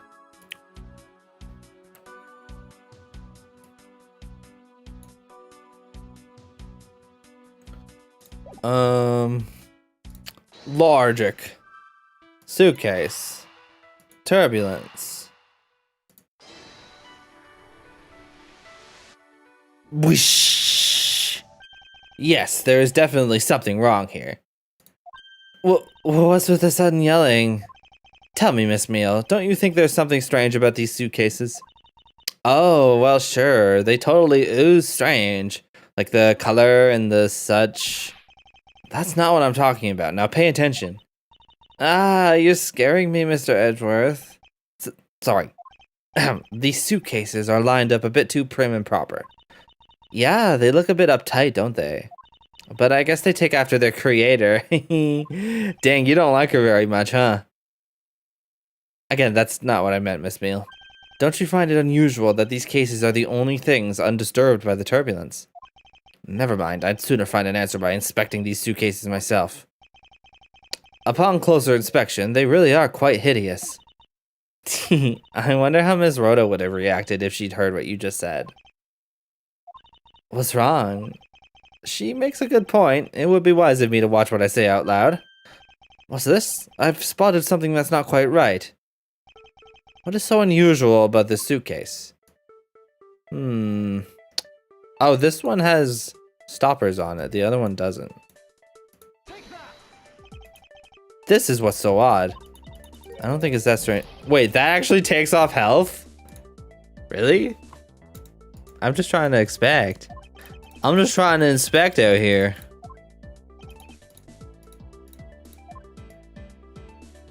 What's unusual? I mean, everything's unusual. I had to do that. I had to do this one, actually. I had the right idea. There's something very peculiar about these wheels. Huh? As in? As in, there are no stoppers in place on these. Without stoppers, one would think the turbulence would have sent it flying. And so it is very likely that this suitcase was placed here after we hit that turbulence. Let's take a closer look at it, shall we? Oh my god, it's even uglier in HD. What was she thinking? This is horrible. That's really bad, actually. $1,200? A $1,200 price tag. Not exactly priced by someone with a conscience, I'd say. Why? But she was trying to sell one to us.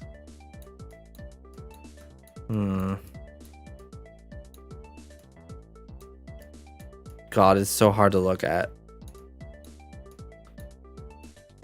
Lisa Frank. God, yeah, it's like evil Lisa Frank. This was apparently designed by Miss Tenero herself. The design has a certain je ne sais quoi about it. Yes, perhaps that is the best way to put it. What am I looking at here?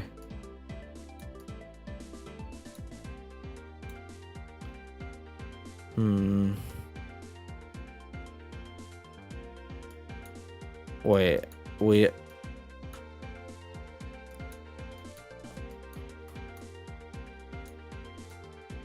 Am I missing something?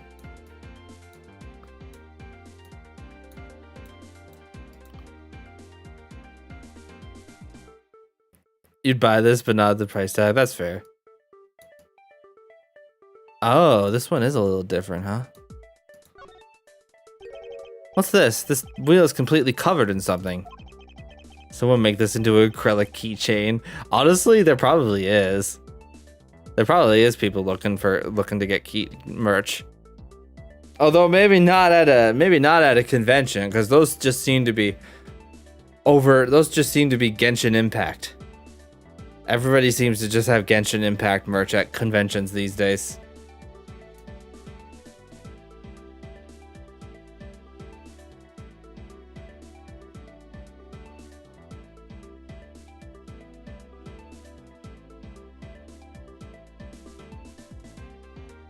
It's the kind of thing you'd buy at a con after you've just been wading through a sea of Genshin Impact keychains. And then you finally see something that's not that, and you're like, oh, it's the thing I liked. The color and the scent. It appears the substance in question is grape juice. But why would there be juice on the wheel of a suitcase? Ah, that's crucial. That is crucial, isn't it? That is very crucial. What are we doing? Oh, the lock? This one right here? It would appear to be unlocked. Let's take a look at what's inside. Ah! A piece of cloth. And it's soaked with blood. It's blood. It appears that this suitcase is very strongly tied to our murder after all. Crucial and juiceal. So, explain this to me. What does this suitcase have to do with the murder? I believe it's pretty safe to say the killer used this suitcase in some manner, such as to move something, perhaps. But aren't you just talking about the cloth then? That alone is too small. A larger item would be needed to move what I'm thinking of. A body? The thing I believe the killer used to use the suitcase to transport it. Wait, could it have been the body? Could he have stuffed a... That's not the first time we've seen that in Ace Attorney, is it? It's not the first time. That wouldn't be out of this world. Something that would fit inside a suitcase that is also covered in blood. Sounds like a dead body, doesn't it? Wow, sick Great Ace Attorney reference. But in light of this, I'd say that Mr. Hicks was moved into the elevator from someplace else. Which means that the murder was committed in an entirely different location.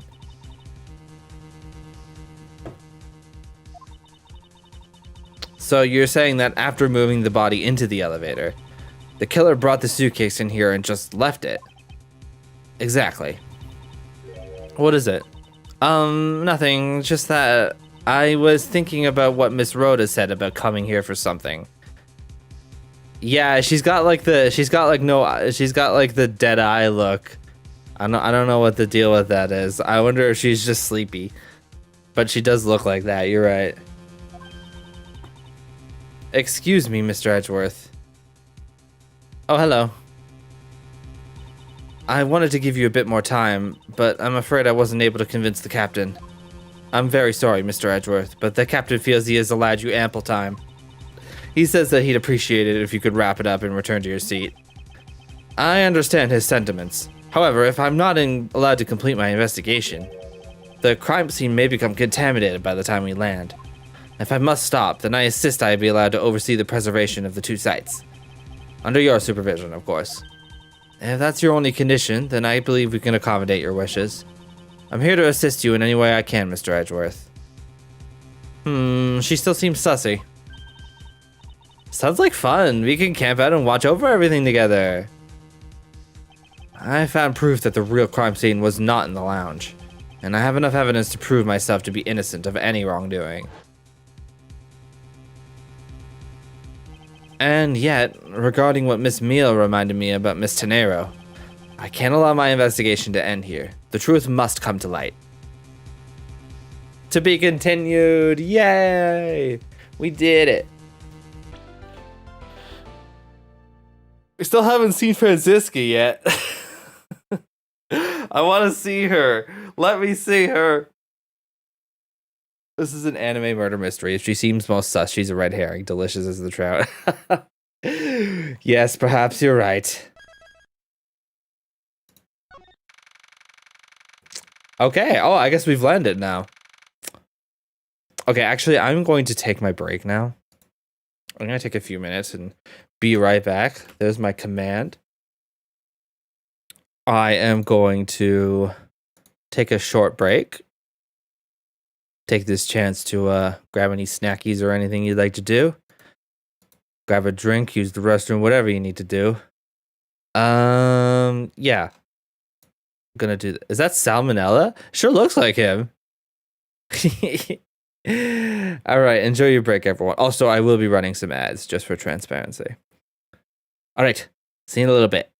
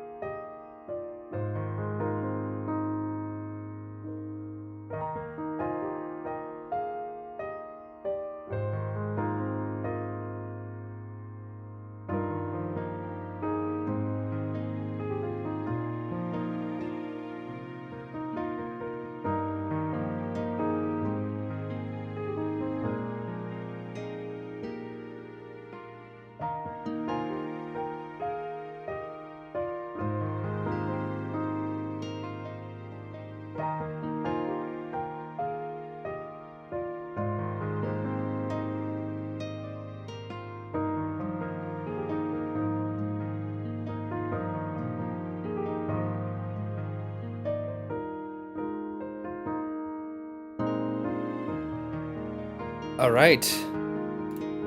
We are good to go again. Hello. How was your break? I hope it was good. Okay, so we are now in the second part. And if you forgot from the first one, or if you're just tuning in now, we are... Oh my gosh, I lost my train of thought. Okay, it's not like investigation trial. It's actually just separated into chapters, basically, which is nice. Thank you. It's actually pretty nice. Okay, so we've landed now. We're at the airport. Welcome. Thank you. I know that once we had landed, I'm supposed to let the local police take over. And thanks to Miss Tenero and Miss Meal, I was able to preserve the crime scene. But I just can't shake it. I was able to talk with Miss Tenero in private. Thank you. So I'm left wondering just what she was up to. Why did she do what she did? There must be a way to continue my investigation. I've been expecting you, Miles Edgeworth. Whomst? Oh, there she is! Yes! Yes! Franziska, I thought you were still in Germany. I go where I am needed. And wherever there are criminals to be caught. Be sure to chat with even random MCs. There are fun cameos. Okay, got it. Thank you. I will be doing that. And wherever there are criminals to be caught. Her name is Franziska von Karma, the daughter of my mentor, Manfred von Karma. She, like myself, is a prosecutor. Are you heading up at this case? It would be a bit of a relief if you are. Don't you try to flatter me, Miles Edgeworth. I'm placing you under arrest. What? It's quite frustrating, actually. I had hoped to exact my revenge on you in a different venue. But I'll have to take what I can get. I never thought I'd see the day when a disciple of the House of Von Karma would become a criminal. Have you no shame? Miles Edgeworth, are you narrating in your head to no one again? Wait, it has all been a big misunderstanding. I didn't kill the victim. A misunderstanding? I heard all about the murder over the police radio from the captain himself. You waited for the victim on the first floor and then beat him to death. Franziska, do you honestly believe that I killed a man? I suppose I should reserve judgment until after I have investigated this for myself. Very cute sprite. I love this sprite. This is a good Franzi. I can put your arrest on hold until then. That's as it should be. I don't need a lecture on how to perform my duties from you of all people. To be perfect in every way, the fulfillment of that creed alone is all I strive for. Well, I have my own creed, which I must fulfill, so why don't we solve this together? I have to get going. The crime scene awaits. Don't you dare leave town. Trust me, I had no intention to. Detective Gumshoe. Yes, sir. Hey. Too slow. Ow. Listen up. I'm leaving you in charge of watching this man. Don't mess up, understand? Mr. Edgeworth, I'm supposed to guard him? A simple yes or no, detective. Yes, sir. Understood, sir. You just leave it to me. Miles Edgeworth, if you interfere with my investigation, I'll arrest you on the spot. Are we clear? Now then, if you'll excuse me. I love her. Good to see you again, Mr. Edgeworth, sir. Boy, am I glad to see you're okay. Thank you, detective.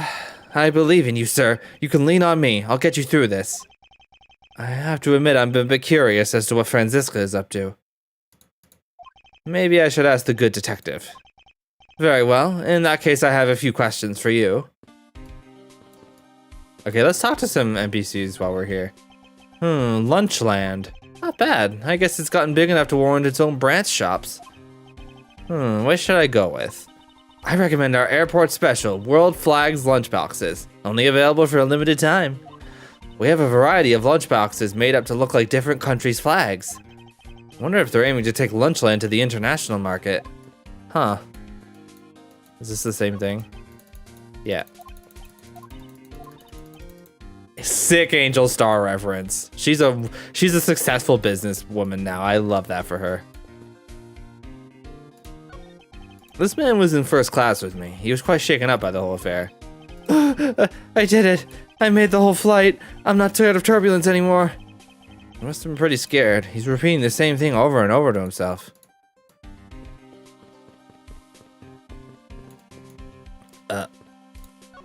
This child seems to be happily enjoying the sight of so many planes. Wow, I'd love to take a run down that runway. Oh, the youth of today. So much potential, yet so misguided. Yikes, man. Again, you are like 25. Looking from behind, I think I've seen this man somewhere before. Om nom nom nom nom nom. In Soviet Russia, world flags lunchboxes eat... What? What?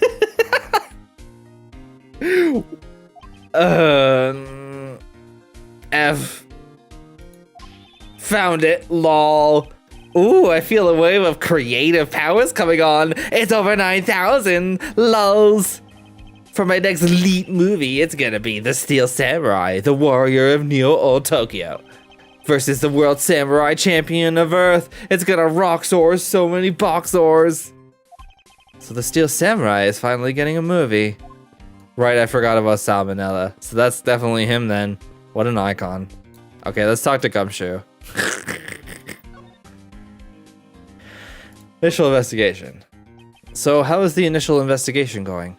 Oh, we just shipped the body off to the coroner's office. And we're taking statements now, sir.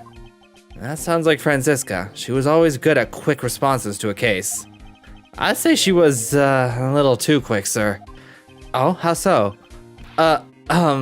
I rushed on over as soon as I got word of the affair, sir.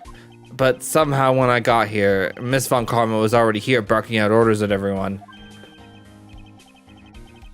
Although Edgeworth ignored everything else he said and zoomed in on Steel Samurai movie. That was the only words he could understand.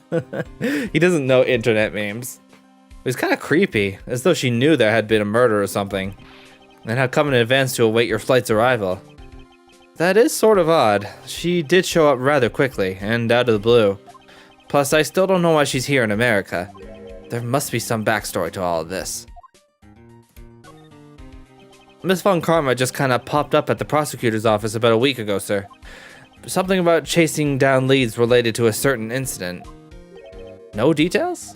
It's kind of top secret, so she can't talk about it, even with me, sir.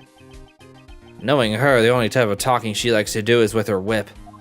Plus, I doubt the top secret part was what stopped her from talking to you, detective. Although, I wonder if her case has anything to do with mine. Anyway, that's about all the info I have, sir. We should find out more as we investigate. Yes, it is high time to resume my investigation, starting with talking to the people involved in this case afresh. Guy who says afresh. Oh, okay, so we're talking to people now? No, this is the same dialogue. Ooh, I've always wanted to give their steak lunch a try. What should I go with? Okay, so the dialogue just changes a little bit depending because Gumshoe chimes in, but I guess we'll probably, that's actual investigation stuff. If you really want one that badly, detective, why don't you go ahead and buy one? Is that okay, sir? Thanks. All right, then I'm really gonna get one. Here I go. Excuse me, miss. I'll take a Star-Spangled Banner lunch bag, please. I hope he's aware that's the most expensive one on the menu. Okay, what about this guy? This man was in first class with me. He was quite shaken up by the whole affair. I'd be pretty scared too if I got caught up in a murder investigation, sir. I did it. I made the whole flight. I'm not scared of turbulence anymore. This life vest is proof I made it alive. It's now my most prized possession. How could you just take that from the plane? It's okay, Mr. Edgeworth. It's got nothing to do with the murder, at least. Okay, child. The American one is the most expensive. That's the price of freedom, baby. I'm all excited to see this many planes, too. Just look at the size of these things. Do you like planes, too, mister? The balance between the main wings and the tail wings is really something, huh? It seems that this child derives his pleasure from a different aspect. Oh, but I've also got the thing for the shape of the wings, too. Here, mister, you can stand next to me. So about that plane's wing. Thank you, detective, for leaving me out of this conversation. Okay, what about elite hacks over here? Looking from behind. I think I've seen this man somewhere before.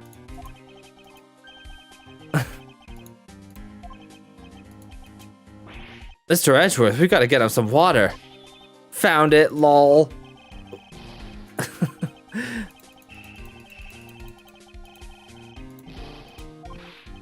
Good thing it was a false alarm, right, Mr. Edgeworth? So the Steel Samurai is finally getting a movie. Completely ignoring me as usual. Haven't I talked to everyone now? That's the same thing.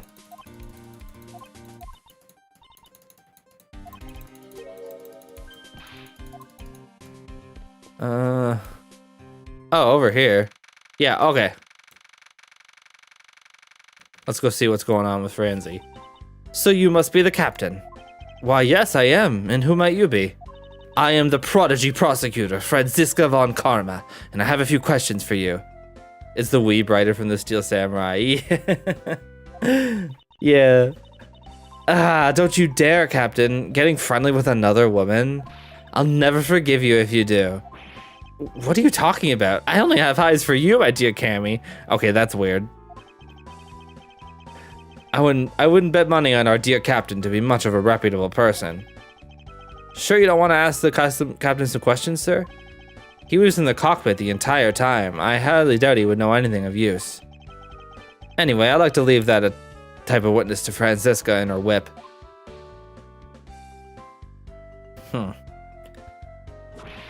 Ah!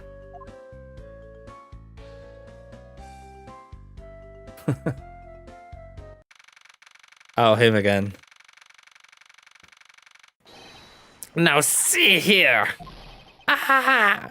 Sorry, I'm sorry! How long do you intend to hold me? It is impossible for me to be the criminal, I told you. Mr. LeBlanc. Oh, it is you. Tell this man to stop stopping me from going.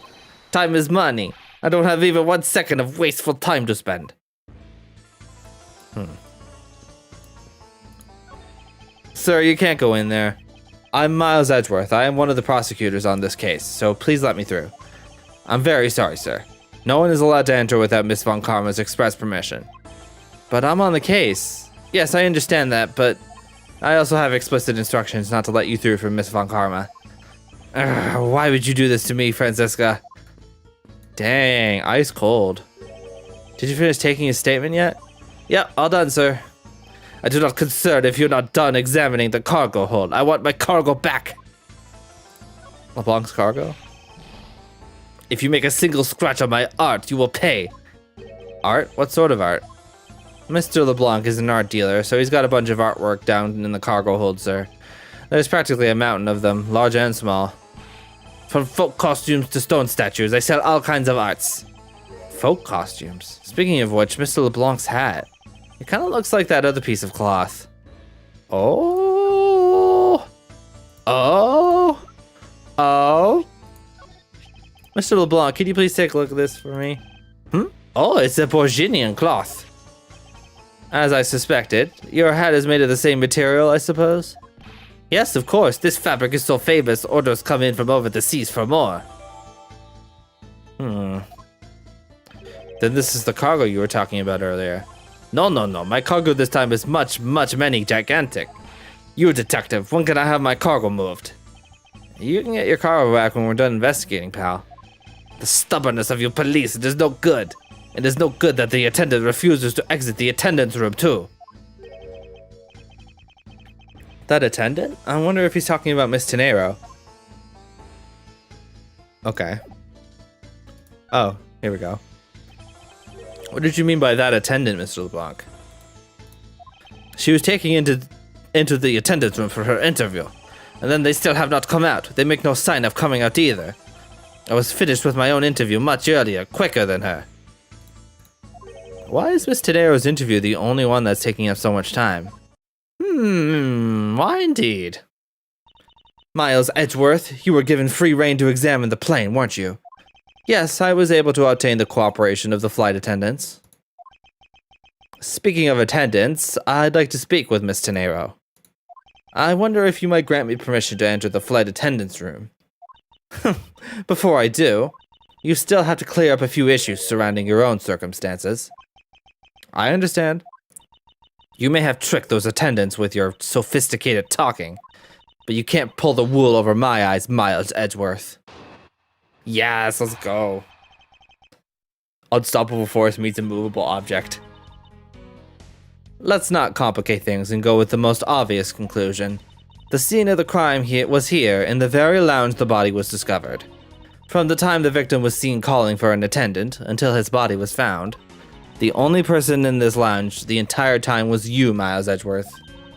This unmistakably makes you the likeliest suspect. Miles Edgeworth when he can unleash facts and logic upon a woman. The likeliest suspects, Francisca. This is literally MLM WLW aggression. Do you have a problem with that? No, but it's not like you to use such vague wording. You're usually a bit more absolute. I'm simply trying to watch out for you. Or is my kindness too hard for you to comprehend? Thank you, but your leniency is unnecessary, for I will prove my innocence soon enough. If I want to continue my investigation, I'll have to break her line of logic, fast.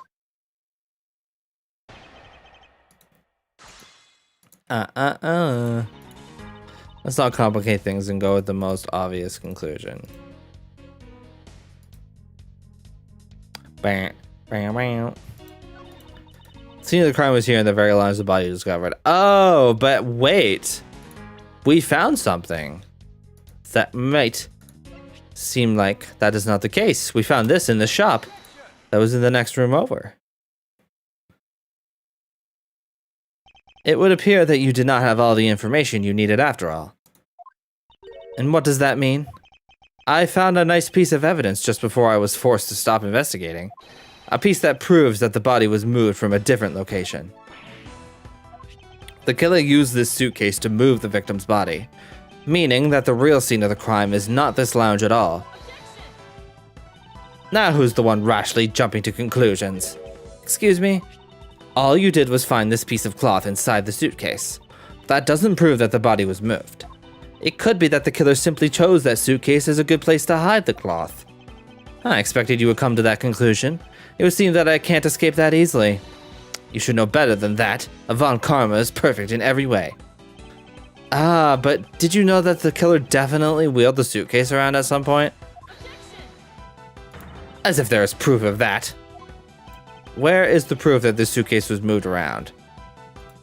Well, it's right here, right? The grape juice footprints, right? Yeah. Yeah, it's gotta be that, right? The spilled grape juice in front of the elevator. Yes, and I'd like to draw your attention to this area here. Where is the evidence that proves the killer dragged the suitcase through here? It's right here. That looks like wheel marks. This mark here, wouldn't you say that it looks suspiciously like tracks from two wheels? I suppose. Further, there is also grape juice residue on the wheels of the suitcase.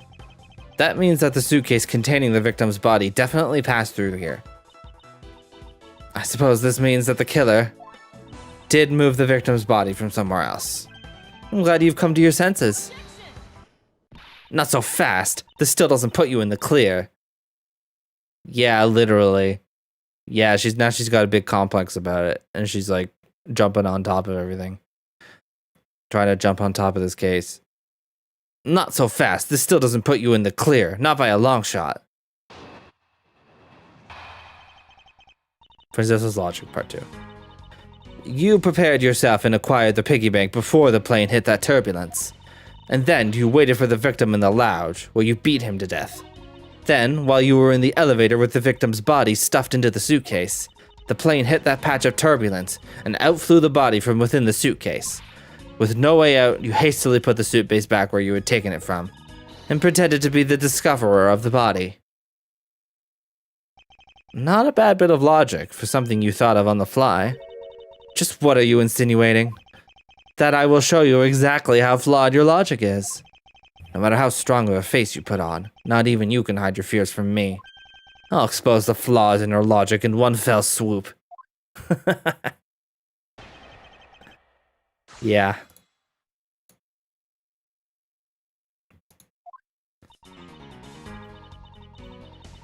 So, okay, you prepared yourself and acquired the piggy bank before the plane hit that turbulence.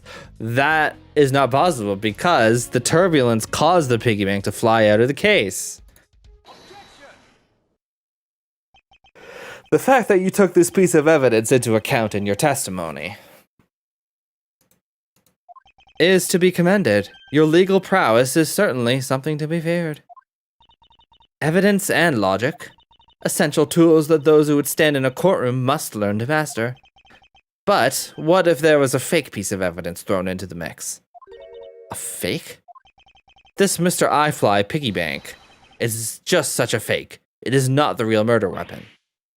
What? The timing of when the bank was taken from the shop is important. And it was taken after the turbulence had occurred. But then what about the blood on the bank? What do you make of that? I assume it was added after the murder when the killer fabricated this weapon. Looking at it this way, the killer basically did 3 things after the turbulence. After exiting the elevator,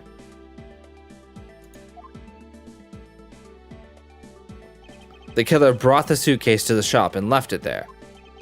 Then, the killer proceeded to pick the bank up from off the floor and took it to fabricate a fake murder weapon by hitting the victim on the head.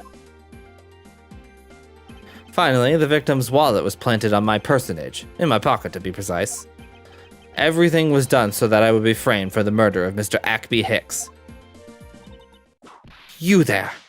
Yes, ma'am. Other than this piggy bank, was anything else resembling a murder weapon found? We didn't find anything in this lounge or in the shop that could be used as one, ma'am. Most of the items that could have been used were broken during the turbulence, and the remaining items all tested negative for any trace of blood. I see. Well, Miles Edgeworth, it appears your stall tactics are at an end. But it's possible that it's just hidden somewhere, sir. Eek! If the criminal had wanted to hide the weapon in a safer place, I think the weapon would have been hidden in the same place as the bloody cloth. Exactly what I was thinking. Because the cloth was hidden inside that suitcase, it signals to me that the killer had not prepared a more secure place to hide the evidence. Which means that the real murder weapon is either still on the murderer's personage, or is still at the real crime scene. There is one more possibility, and that would be that the piggy bank is in fact the real weapon. But didn't we just... Let me finish! The killer took the bank out from the display case before the turbulence by opening the lock on the display case door. And it was at that time that the glass pane in the door was broken. I'd say that's a perfectly reasonable line of reasoning, wouldn't you? Let's see, so that means that the killer had the key to the display case. Franziska, the person you're talking about... Not so fast, I'm not finished. The person I'm talking about also committed another sin. She tricked the captain, and granted you permission to conduct your investigation. Yes, it is the sin of lying. Speaking of which, I recall that you also wished to speak with her. Yes. Very well, permission granted, but only if I can sit in on your interrogation. Do we understand each other? I have no intention of interrogating her, but you are welcome to accompany me if you so wish. Miss Tenero is in the attendance room. Let's move. Alright, let's move. Here we are.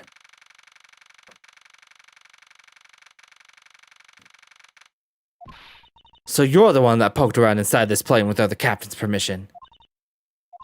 Deviating from the flight attendant's manual is very unbecoming, you know. What were you hoping to accomplish by doing that? Miss Tenero.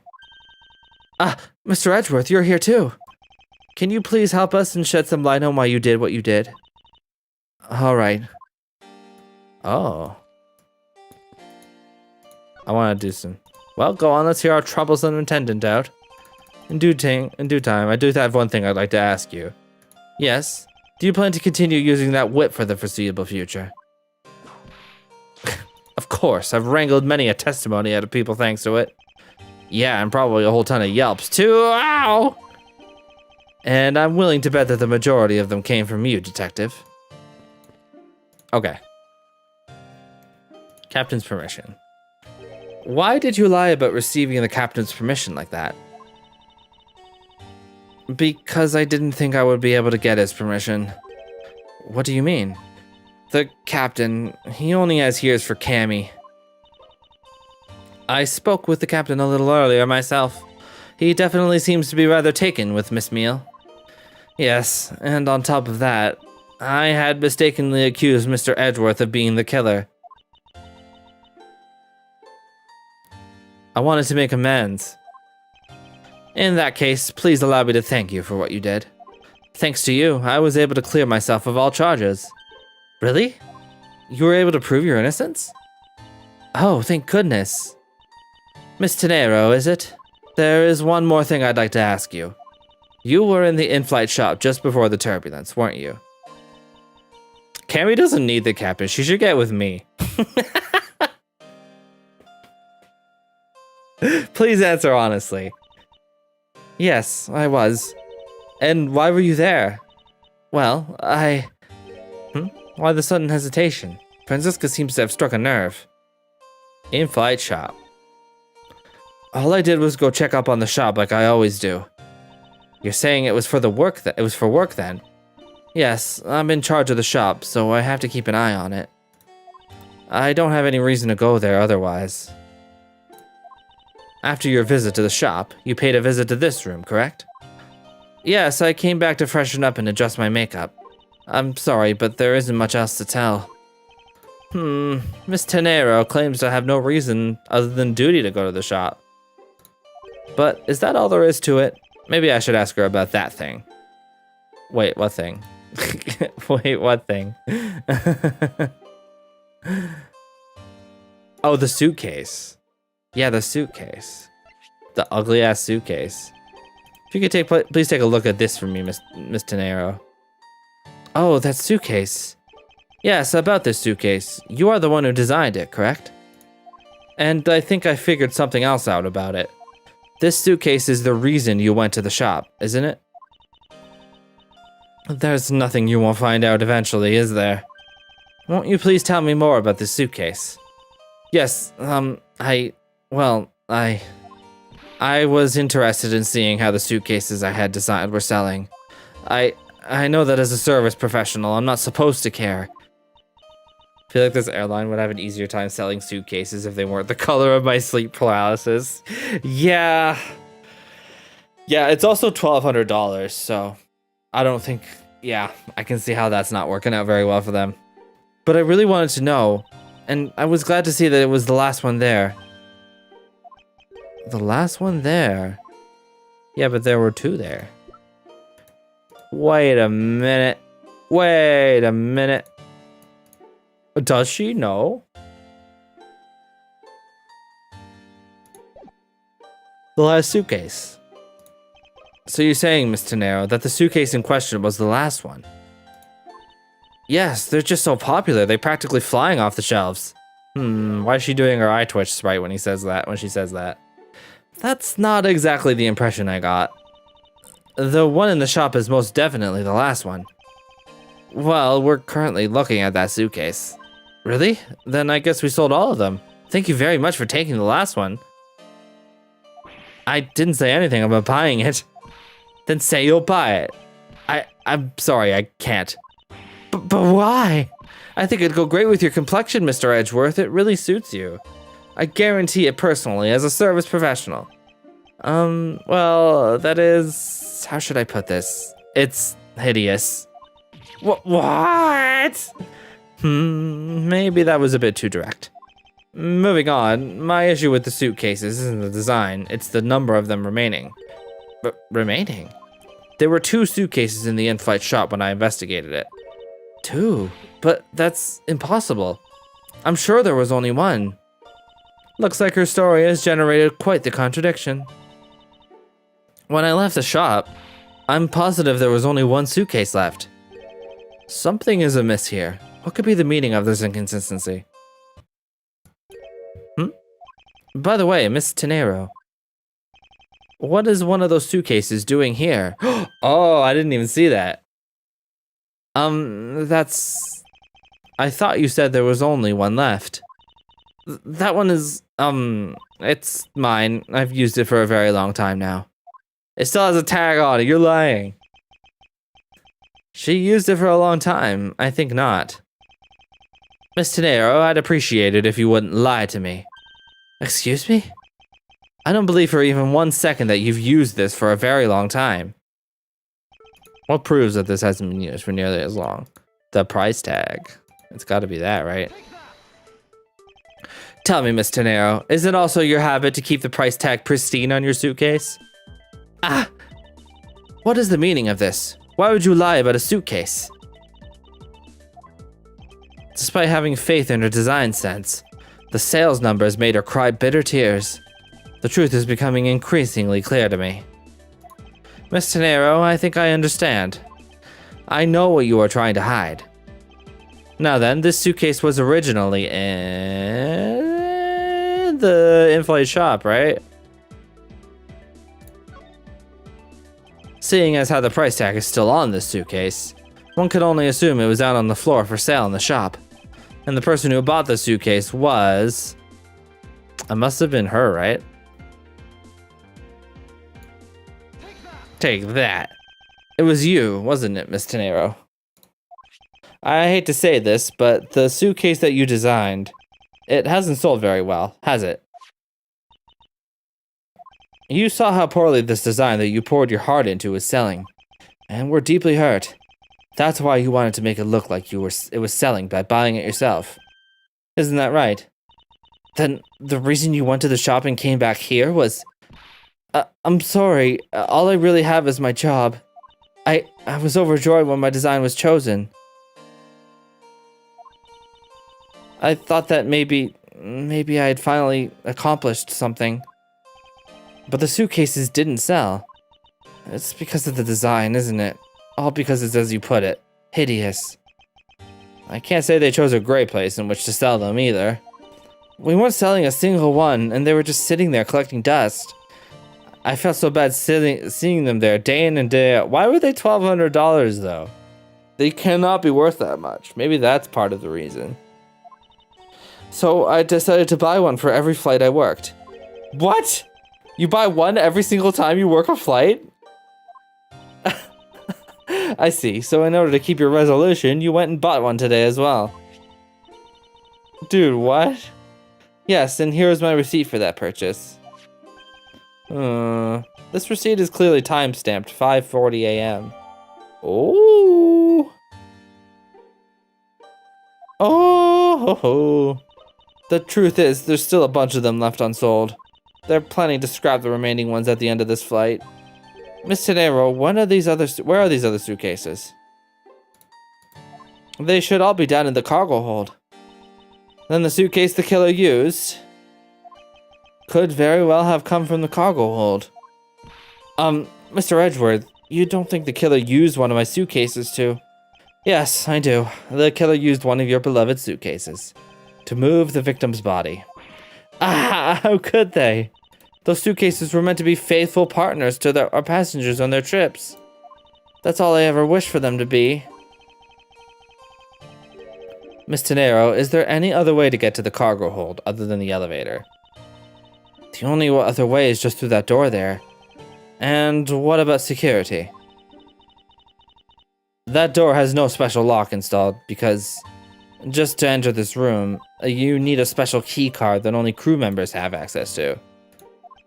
Which means that the culprit is someone who can enter this room, eliminating the passengers and leaving only crew members as potential suspects. I can't believe it. Hold it. Yes, Franziska?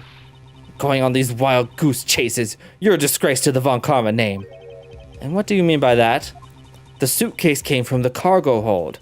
That fact alone tells the whole story. Yes, which is why I said a culprit must be a crew member who used their keycard.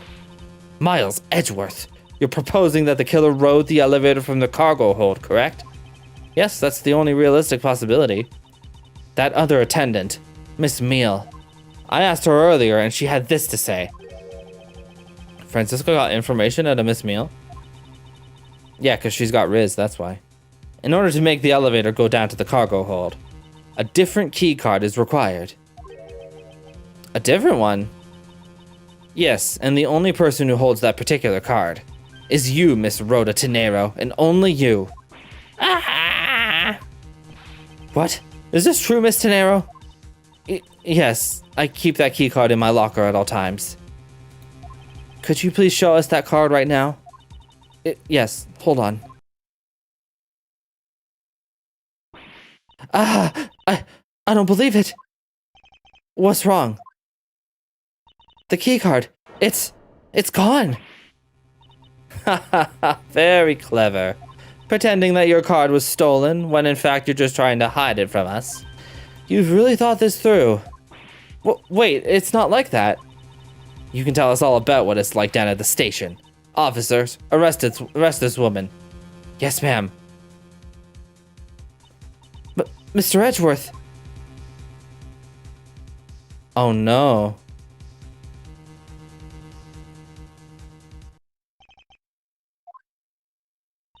What's wrong? There's disbelief written all over your face.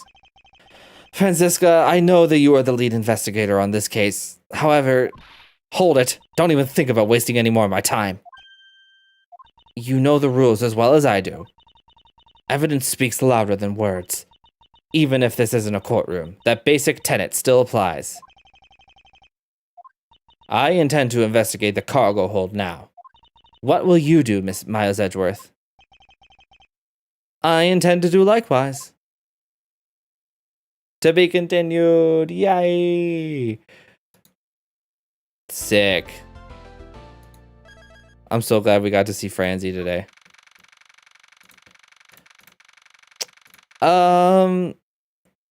Alright, so I think that's gonna be all for me tonight. I know it's a little short. But I wanna make sure I get my beauty rest and whatnot. You know how it is. You know how it is.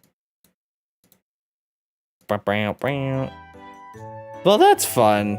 I like this game so far. I think it's really kind of almost like a breath of fresh air after after Dual Destinies. This is a perfect scene place to stop. Yeah, we're just standing here. We're all just doing some standing here. I love it. Oh, hello Twixie. Thank you for the follow. Hope you're having a good one. Whew. Thank you so much for hanging out. This has been a great time. So we're basically just slicing this case in half. And yeah, we'll come back to it. They're one guy short of Weezer. Oh my god, wait, hang on. We can fix this. We can fix this. Hang on. Oh no, I'm a little too far. Hang on. We're Weezer now.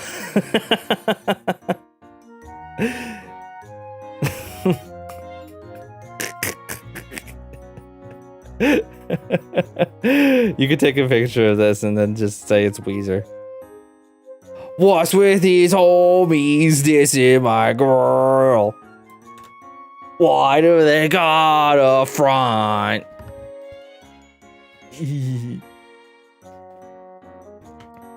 God, remember that one song where he was just like, "God damn you half Japanese girls"? What did he mean by that? It feels a little personal. Ugh, I got bonked.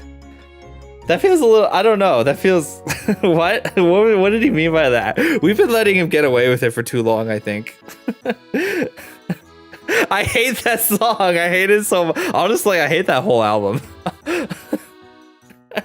That whole album is kind of...